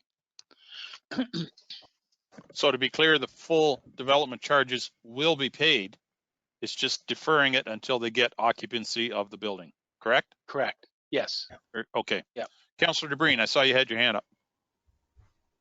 My question has been asked and answered. Thank you. Very good. Thank you. Any further questions or discuss? Oh, Jason, go ahead. Yeah, no, I understood that there's going to be fully paid. I just mean, so anybody could go for this, then, Dave? Any person could ask for the deferral of the development charges? Yeah, but it's again, they have to come before council for approval, and I think we should consider this. When there's other circumstances. I mean, $600,000 is a big investment, and they'd like to leverage that money towards construction, and then start paying that kind of thing when they get into business. So closer to the time they get into business. So it's just a business decision they've made and requested of us, and we have it in our DC bylaw to consider it as well. Yeah, well, I get it. They want to leverage it, but the sooner we have the money, the better too, isn't it? I don't know. I'm just, yeah. But to Jason's question, just to clarify there, Dave, to Jason's question, any developer or any development can ask for the deferral as well. Yeah. Okay. They could, for sure. Yep. Good. Yeah. Thank you. Martin, go ahead. Well, that's part of the policy that Dave was saying. Any developer can ask for it. It's up to council to say yes or no. Going back to Flato, we've just talked about that situation. Every situation is different. I think 6 months ago there was something where we gave we took on land as a security, which wasn't done until like 30 years ago. So every situation is different. I think with the Mennonites, they know what they're doing, and God bless them that they hear. and they work and they hire people, but we're looking at a multinational company wanting to come to Dundalk and create 100 jobs in Dundalk. So the policy is made such a way that we can look at different things. And I think if it's in the policy to defer, we're going to get the money anyway. Let's get them on the road to get the business up, and hire 100 people in town instead of 4 here, 4 at that shop, 2 at that shop, 3 at that shop. Let's, if the housing is coming in Dundalk, we need the jobs in Dundalk too. So it's only a deferral. They're going to pay it at the end. Let's keep them going. We're not losing anything. It just is a little bit later. So Okay, thank just you, a Martin. comment. Just a comment. Thank you. Thank you. Any further questions or discussion? Jason. You're muted, sir. Sorry. Oh, that's good. Just a quick one, like maybe I missed it here. When approximately will we be getting this payment then? Like if we defer it now, when, not till occupancy, is that what I read, Dave? Sorry. Correct. Occupancy of the building that they can start doing business. Now, it's projected that the occupancy would be somewhere around the end of the year or early part of 2023. Right. Sorry, I did see that. Yeah, thanks. Yep. Okay, thank you, Jason. Martin, go ahead. And I might have missed what the DC charges were, Dave, but if it helps the company build, that money, because of shipping, because of costs, it's going to help them to have the cash outlay to, whether they're a multinational company or not, they're going to have the extra money to start putting something on the ground to help them out. So yeah. I'm sure they have it all in their financial planning to cover everything in the years to come. So very good. Okay. Any further questions or discussion? Not hearing any, I'll call the question. Is anyone opposed? No opposition, I'll declare that carried. Moving on to bylaw, which is associated with that deferral. Bylaw 2022-088-Greenlid 2137569 Ontario Incorporated Development Charges Payment Deferral Agreement. Mover and seconder Lindsay. Councillor Shipston and Councillor Frew. Excellent. Any questions or discussion regarding the bylaw? Not hearing any, I'll call the question. Is anyone? Oh, wait. The clerk wants to do this, doesn't she? I sure Madam do. Clerk, please take the poll, Madam Clerk. I was getting all wound up there. That's okay. Recorded vote for bylaw 2022-088, the Greenlid Development Charges Payment Deferral Agreement. Councillor Shipston? yes. Mayor Woodbury? Yeah. Deputy Mayor Milne? Yay. Councillor Frew? Yes. Councillor Frew, can you just say that again? You're kind of hard to hear there. Yes. Yes. Thank you. Councillor Dobreen? In favor. Councillor Shearson? Yes. Councillor Rice? Yes. By a vote of 7-0, that's carried. Very good. Thank you, Madam Clerk. Moving on to EDO Report 2022-012-Purchase and Sale Agreement, Southgate Renewables LP. Mover and seconder. Councillor Dobreen and Councillor Shipston. Thank you. Dave, do you have anything to add to this report? The only thing I'll add to the report is that I want to caution so that I'm suspicious and staff are suspicious of this being complete, the sale being completed.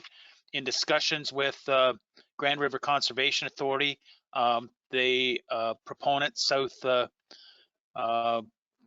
Gate Renewables LP will have to do a EIS and some study work on that land, and we Clint and I had a conversation with one of the head planners at GRCA, and we're very suspicious that it will be maintained as wetland and not be developable. But the proponent, Mr. Bell, is bound and determined. He's going to do that work and make it happen. So, you know, let him at it, I guess, is where we're at. So we're proposing, Terry's bringing this forward with a bylaw approval to give him approval to drive on, and but with the caution and awareness that we may come back and let you know that this didn't close. Any comments you wanted to add, Clint? None at this time. Okay. Barb, did I see your hand up? Yes, Yes, go sir. ahead, please. Just to Dave's point, there is an exit clause if the Southgate Renewables can't get the necessary approvals after all the studies from Grand River to develop it, some or all of the property, they can come back and they can exit. So I think we move forward to investigate and allow the opportunity to see what comes out of it. The property is landlocked. We can't sell it to anybody else. And if it all works out, then it's a win-win for them and us. Yep, very, very well put. Any questions or discussion regarding the report? Not seeing any, I'll call the question. Is anyone opposed? No opposition, I'll declare that carried. Moving on to the bylaw, which is associated with that, bylaw 2022-084-purchase and sale agreement, Southgate Renewables LP, additional land in Eco Park. Mover and seconder, Madam Clerk, is? Councillor Shearson and Councillor Rice. Thank you. Any questions or discussion regarding the bylaw? Not seeing any, I'll call the question. Is anyone opposed? Oh, wait. Oh, I did it again. That clerk, she gets her. Wait. Okay. Madam Clerk, would you take the poll, please? Thank you, Deputy Mayor Milne. Recorded vote for bylaw 2022-084, purchase and sale agreement for Southgate Renewables LP for additional land in the Eco Park. Councillor Rice? Yes. Councillor Shipston? Yes. Mayor Woodbury? Yes. Councillor Shearson? Yes. Deputy Mayor Milne? Yay. Councillor Dobreen? In favor. Councillor Frew? Yes. Yes. By a vote of 7-0, that's carried. Excellent. Thank you. So thank you, Dave, for bringing those reports forward on behalf of Terry. Moving on, there's no bylaws and motions. Is there any notice of motion? Not seeing any. Consent items, regular business for information. There's 1, 2, 3, 4, 5 reports there. Lindsay, did anyone indicate they wanted any of those pulled? No. I can never remember. Do I ask if anybody wants to comment on any of these or has any questions? Is that? Yeah, through you, Deputy Mayor Milne, we put it on the floor with the mover seconder, and then if anyone wants to comment. Right, okay. So the mover and seconder is? Councillor Dobreen and Councillor Rice.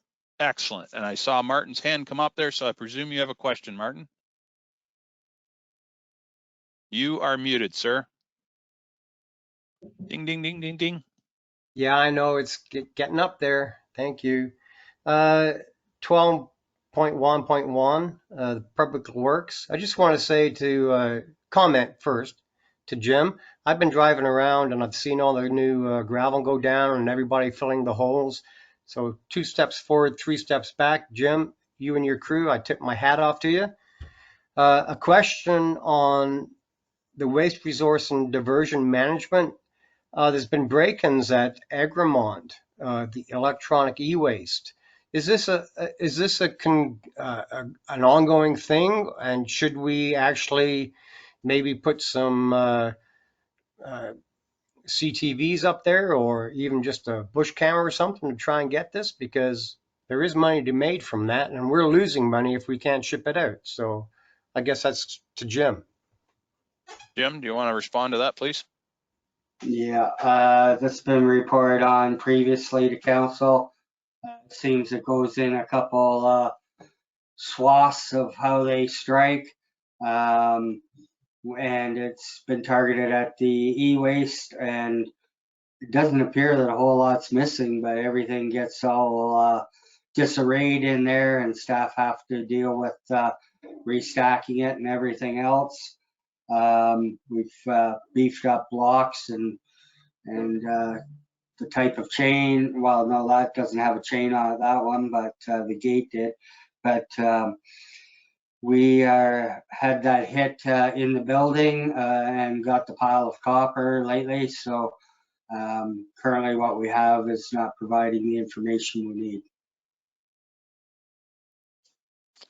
Okay, thank you, Jim. Any other questions regarding this motion? Not seeing any, I'll call the question. Is anyone opposed to accepting these for information? Not hearing any opposition, I'll declare that carried. Moving on to resolutions of other, is that right? No, wait. Correspondence for information. Here we go, 12.2. Mover and seconder, Madam Clerk. Councillor Shearson and Councillor Frew. Thank you. Did anyone indicate they wanted any of these removed? No? Nope. Okay. Okay. So I'll open it up to any questions or discussion regarding any of these. Barb? And no question, but just wanted to highlight that we have a formal invitation to Mayor and Council to attend, if possible, the Pride Parade. It's an actual walking parade this year on June 25th, and I think this is the first time we've gotten a formal invitation. So just wanted to highlight that. Very good. Thank you, Barb. Is there a need to RSVP or just show up the day? I'm sure if we just showed up the day of the parade, you'd be welcome to participate. Very good. Any other questions, discussion? Not seeing any. I'll call the question. Is anyone opposed to receiving any of these as information? Not hearing any opposition, I'll declare that carried. Moving on now to resolutions of other municipalities for information. Mover and seconder, Madam Clerk. We'll need a mover, and Councillor Shearson was the seconder. Okay, who would like to move this? Martin, thank you. Was there any request to have any of these removed, Madam Clerk? No, none received. No, there was not. All right, I'll open it up to any questions or discussion regarding any of these items, if anybody has any. Martin, go ahead. Yeah, the 12.3.1 Orangeville Council referring to dissolving the OLT. I'm assuming that's the Ontario Land Tribunal. I don't think it's Little Theater. Good point. Good point. Where's our stand on that? This might be to Dave and Clinton. Where's our stand on that?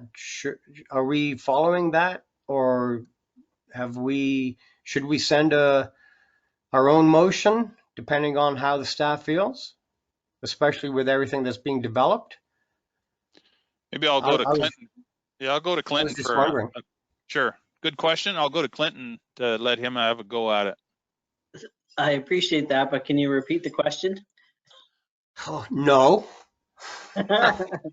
No, with this isn't the first time it's come up. The Ontario Land Tribunal, that everybody seems to be hating it. The town of Orangeville in 12.3.1 requests the government of Ontario to dissolve the OLT immediately, thereby eliminating one of the most significant sources of red tape, delaying the development of more attainable housing. Where's our stand in Southgate Township about that? Like, should we send something on our own or just let it lie because of the developers here? So, devil's advocate. Somebody's got to make a final decision on it, and it's this land tribunal.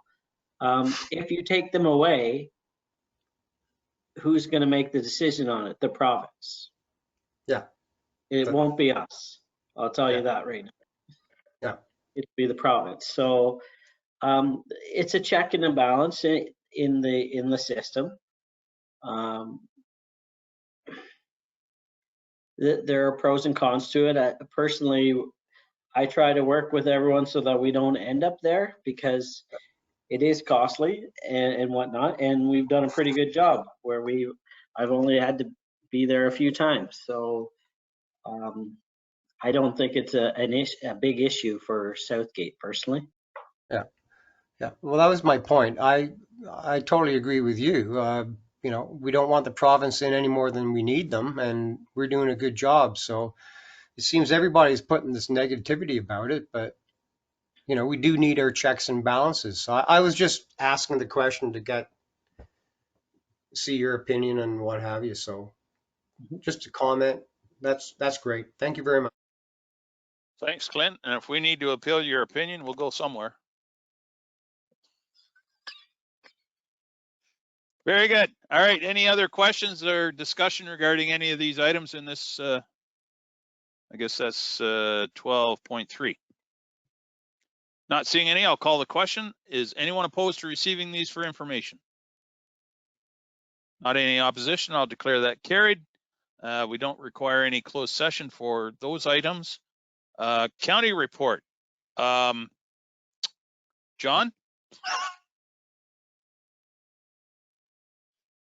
Is John still on the line? Yeah, I'm still on the line. Excellent. This is your time to shine, sir. Yes, I will try that.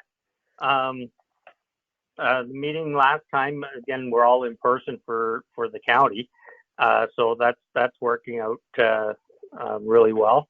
There was some discussion again about affordable housing and our committee there. We also had the YMC people in that talked about a collaborative effort with the county and several others for training and helping out job placement and things of that nature. And it just continues to show that doing things together is the way to get things done. If we work in silos, we're all just chasing our tails trying to do the same thing, and it doesn't work. Savannah, our economic development officer there, was a major player in this, and she continues to, amaze me with the amount of things that her and the Learning Center all does. So it was really impressive that way. I don't remember anything else of real that really stood out to me there. So I'll turn it back to you, Brian, and you can answer any questions and add stuff in. Thanks, John. I appreciate. Sorry to put you on the spot there. You did very well. Yeah, I don't have anything more to add unless there's any questions regarding. I mean, tomorrow is the Warden's Forum and up in Owen Sound. I know Barb and I are going up. John, I presume you'll be there. Anyone else? I will. Sorry, yeah, we've got quite a bit. I will be there, and that's all for council, and we've got several staff coming. Good, excellent. All right, well, we'll move right along then. Members' privilege, good news and celebrations. Anybody got anything there? Dave. I'm not sure it's either good news or it's celebration, but maybe I'll take the time here to talk about Holstein Dam. Sure.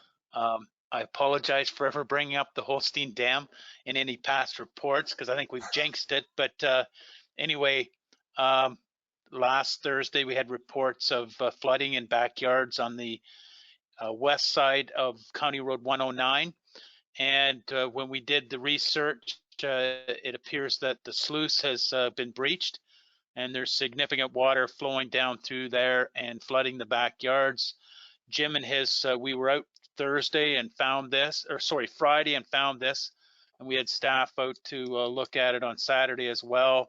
And we've been working all this week at trying to sandbag the banks, improve the water flow away from the backyards, and working with people with cameras and so on to try and do some diking, let's call it, or to try and stop the water flowing through the entrance. But it's flowing through there pretty aggressively. It's the pressure is that hard behind the mill that the sluice is actually breached, and it's coming up inside their building at the back and actually coming up through a gravel driveway because there's such saturation. But they've seemed to have got the water turned down. There's no, I believe at this time, there's no water going over the dam, so it's lowered that much. And we're working with Conservation Authority and others, but the mill is quite supportive of that sluice being eliminated. Right now it is a danger because of the breach of the sluice not being able to contain the water, and the pressure is just amazing how much pressure there is. Maybe Jim would like to add to that because I know he's been working with people to bring in to inspect it, because it is not safe to physically go in with divers to look at it, because they would be sucked in so quickly. It's not safe. So we've got cameras doing that kind of investigation, but I'll turn it over to Jim to talk a bit more about it. Okay, thanks, Dave. Jim, welcome. Yeah, we've researched through MNRF and the conservation and BM Ross now about anyone having any plans of really what we're up against here, how this is constructed. And no one, the mill people have a little bit of an idea, but we're still, it's not 100% how they say. There's a little catwalk that goes out in the mill pond, and at the end of that is where the structure was supposed to have been dammed off with some sort of a wooden gate material type system. Obviously that is let loose, and that is a 5-foot pipe out in the water is what we're being told. Building with the creation of the shed behind the mill, saw a pipe during the foundation work, and they figure that pipe was about 3 foot at that spot. The water is going through those pipes after exiting the mill pond, down through the mill. The mill has a trough, and it's always had some sort of flow through it. It's been kind of unique from what we've heard, of a few inches of water of some sort. Right now that is about 3.5 feet deep going through the channel that goes through the mill and exits out the 109 road crossing there. And we've mitigated the backyard flooding and the saturation of septics. Brought in porta potties to help those people. I took water samples yesterday and sent away for their wells. The wells are not impacted at this point in time and shouldn't be. But the flow has reduced, but the volume is still there. Currently we have about, between yesterday afternoon with the underwater remote operation vehicle in the area of the intake there. We can see lots of debris. We can see lots of timbers. There was about a 1 foot square hole at that point the camera was seeing, and it was actually drawing the camera, the remote vehicle in. So they had to keep it back. We put about 30 sandbags, and SVCA was okay. I shouldn't say sandbags, they're filled with pea stone. They've been put in. We put another 50 in today. We attempted to do what we could with our resources last Friday. Long story short, though, I think we're going to have to look at permits between MNR and Saugeen, what we're talking about, and sheet pile that off, because we really aren't making a headway. We could dump another 100 bags in there tomorrow and see if that gives us anything.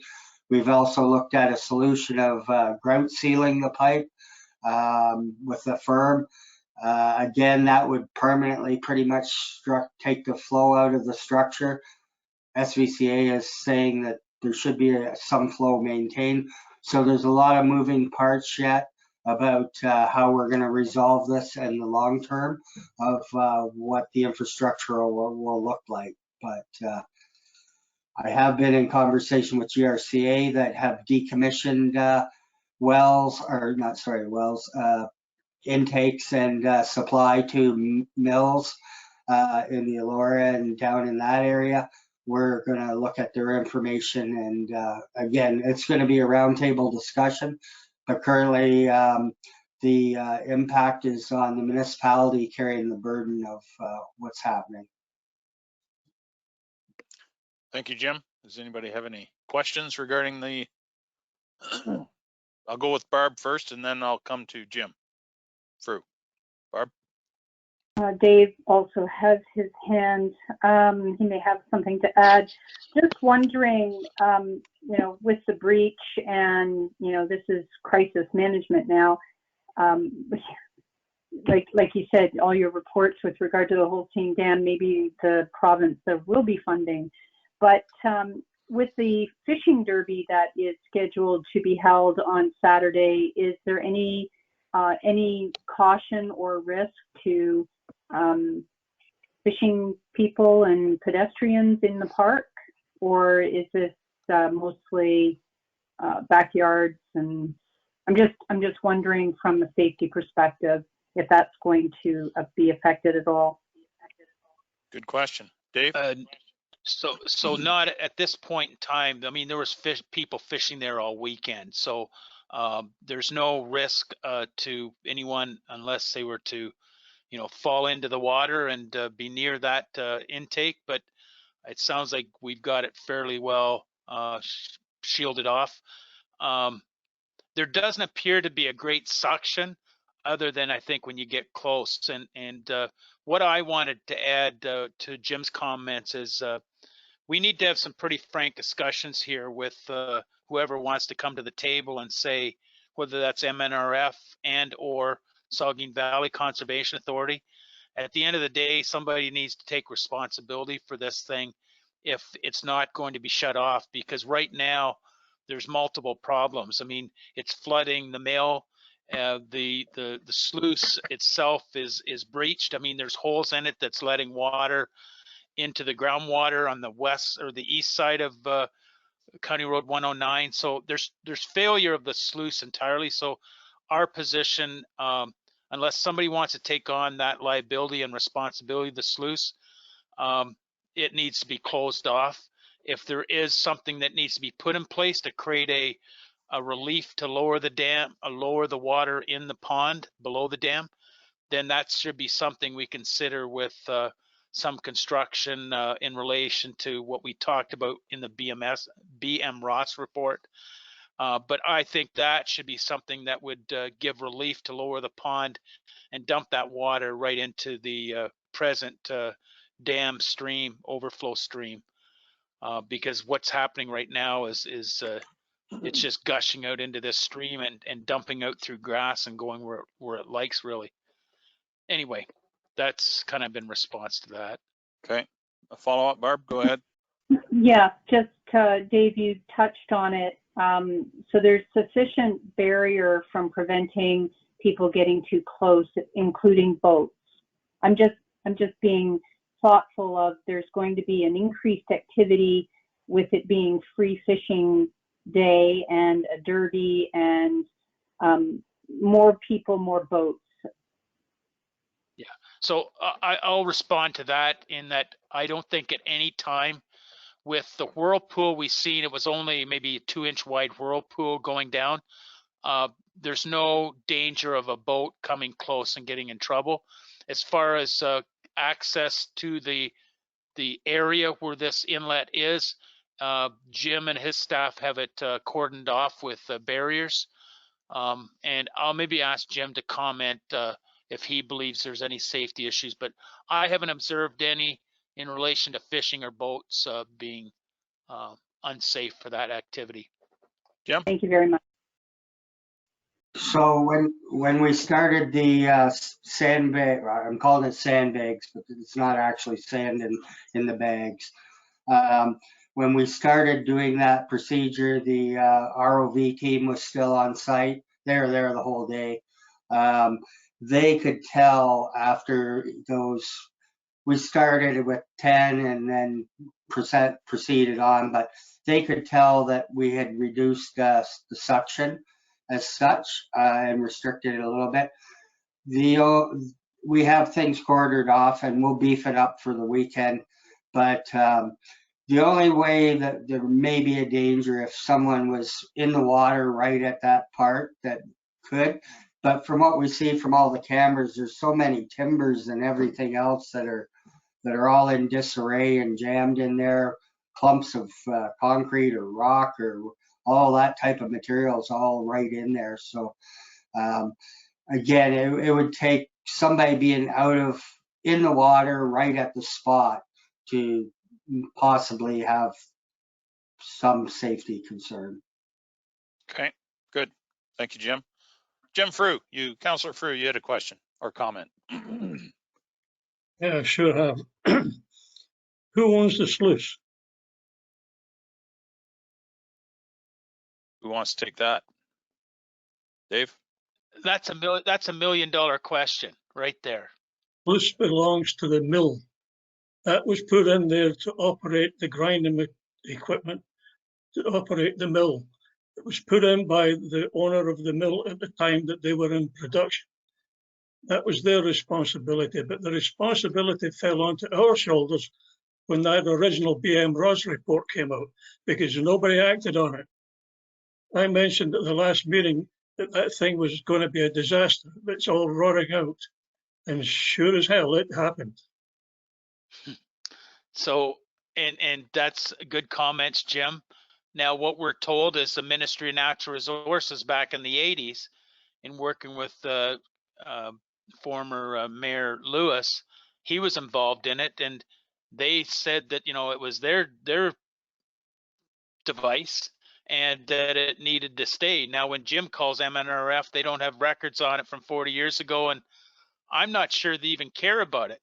So it's almost like the last person at the table is us because of the mill pond and the flooding and so on, the impact on the community. So again, I think it's $1 million question still, and the mill doesn't want anything to do with it. Yeah, but when the mill was put together, they needed a sluice to operate the equipment. No sluice, no mill. So they have to take some responsibility. There has to be a record somewhere.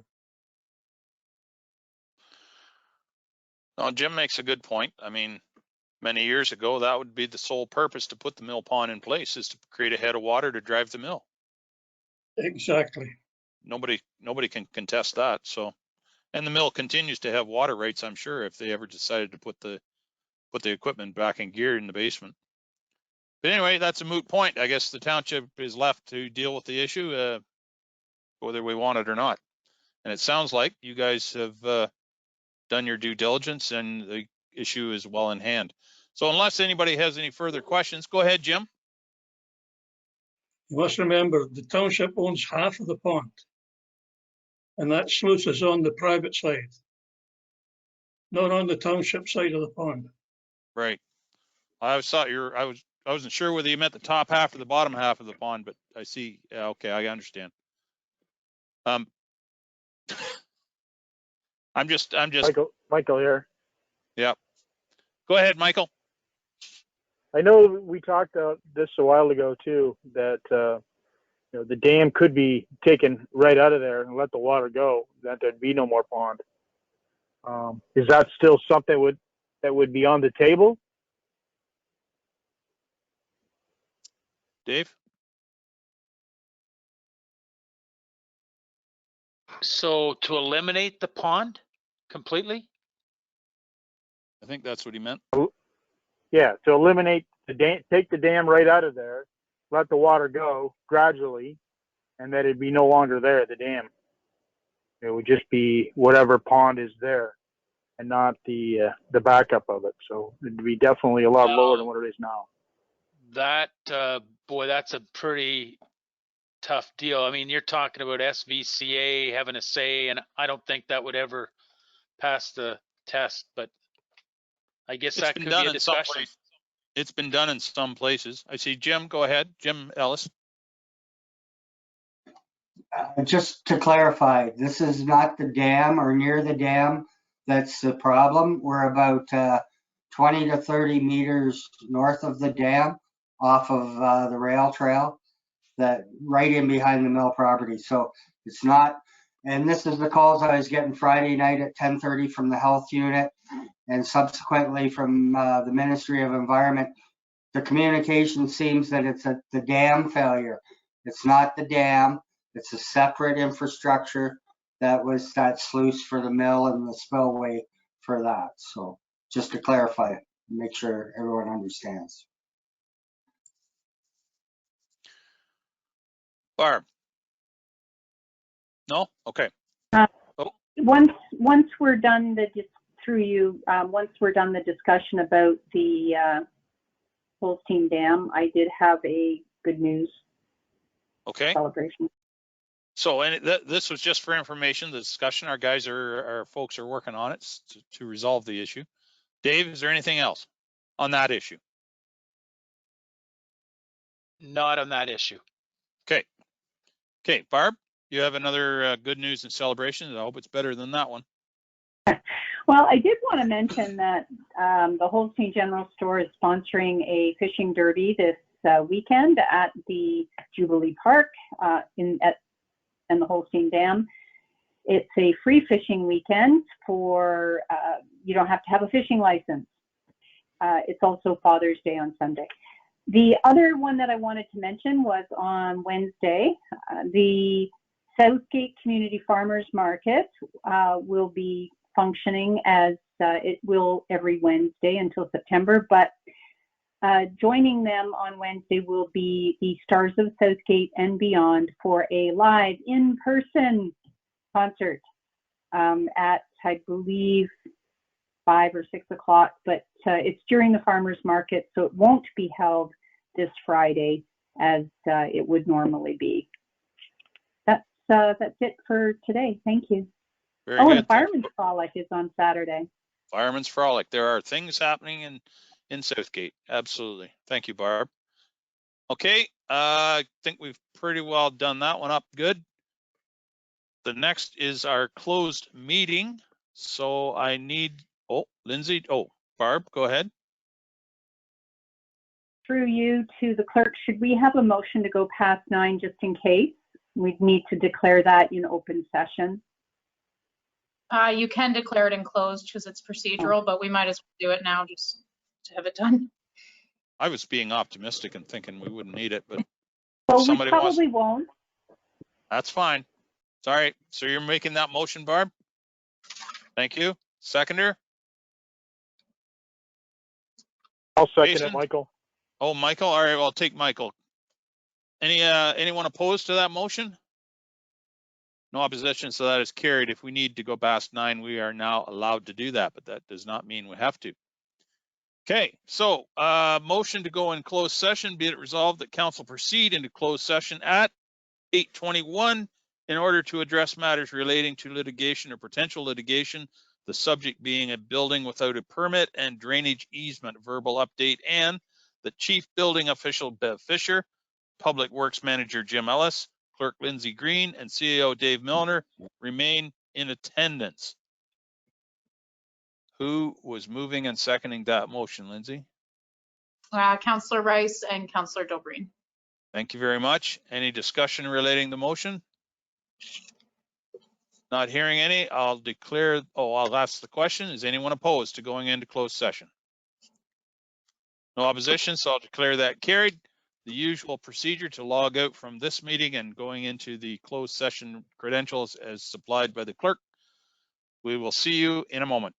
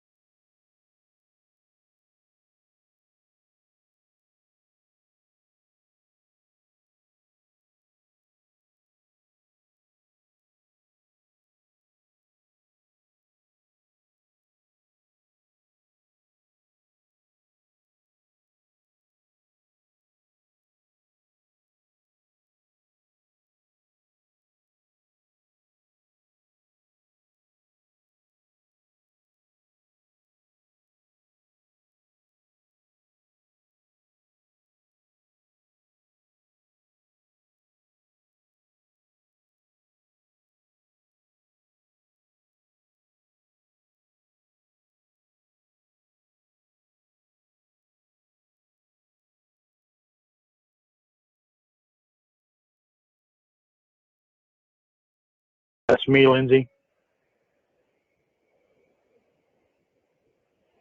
Thanks, Mike.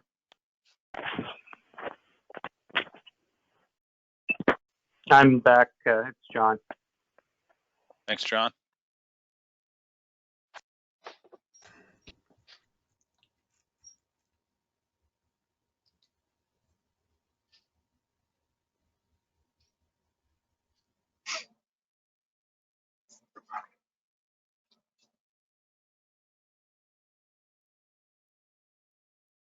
You tried to finish by 9, Brian.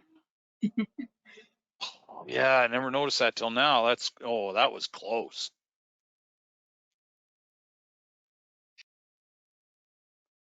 Well, we do have quorum. We're missing Councillor Rice, but we do have quorum if we want to call. All right. Well, what I'll do is, caller number 9. Councillor Rice, is that you? That's me. I can't get into the 2 again like last time after. So I'm on the line here. Yeah. Good. Thank you. All right. I'll ask the clerk to read the motion is applicable to us coming out of closed session, although I can report that we only discussed those items that we went into closed session to discuss. So the motion coming out of closed session is be it resolved that council receive the verbal update regarding litigation or potential litigation surrounding a building without a permit and a drainage easement as information. Thank you. So I need a mover and seconder for that motion, please. Martin and Jim Frew. Thank you, Jim. Any discussion regarding that motion? Seeing none, I'll call the question. Is anyone opposed to that motion? No opposition. I'll declare that carried. Thank you, Madam Clerk. I believe that is all the business, although we have a confirming bylaw. Mover and seconder is? Councillor Shearson and Councillor Dobreen. Thank you. Every time I say that, I feel like saying survey says, but anyway, mover and seconder, that's good. Any discussion regarding the confirming bylaw? Not seeing any, I'll call the question. Is anyone opposed? Madam Clerk, that is a poll question, so I'll ask you to take the poll. Was that close to getting her? You were. Recorded vote called for the confirming bylaw. Councillor Dobreen?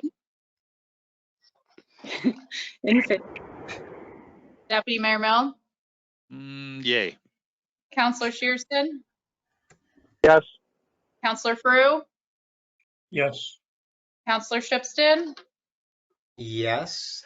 Mayor Woodbury? Yes. Councillor Rice? Yes.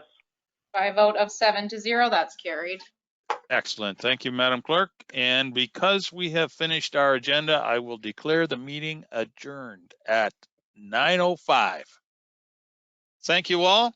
We shall see you. Did Dave soon. want to say something?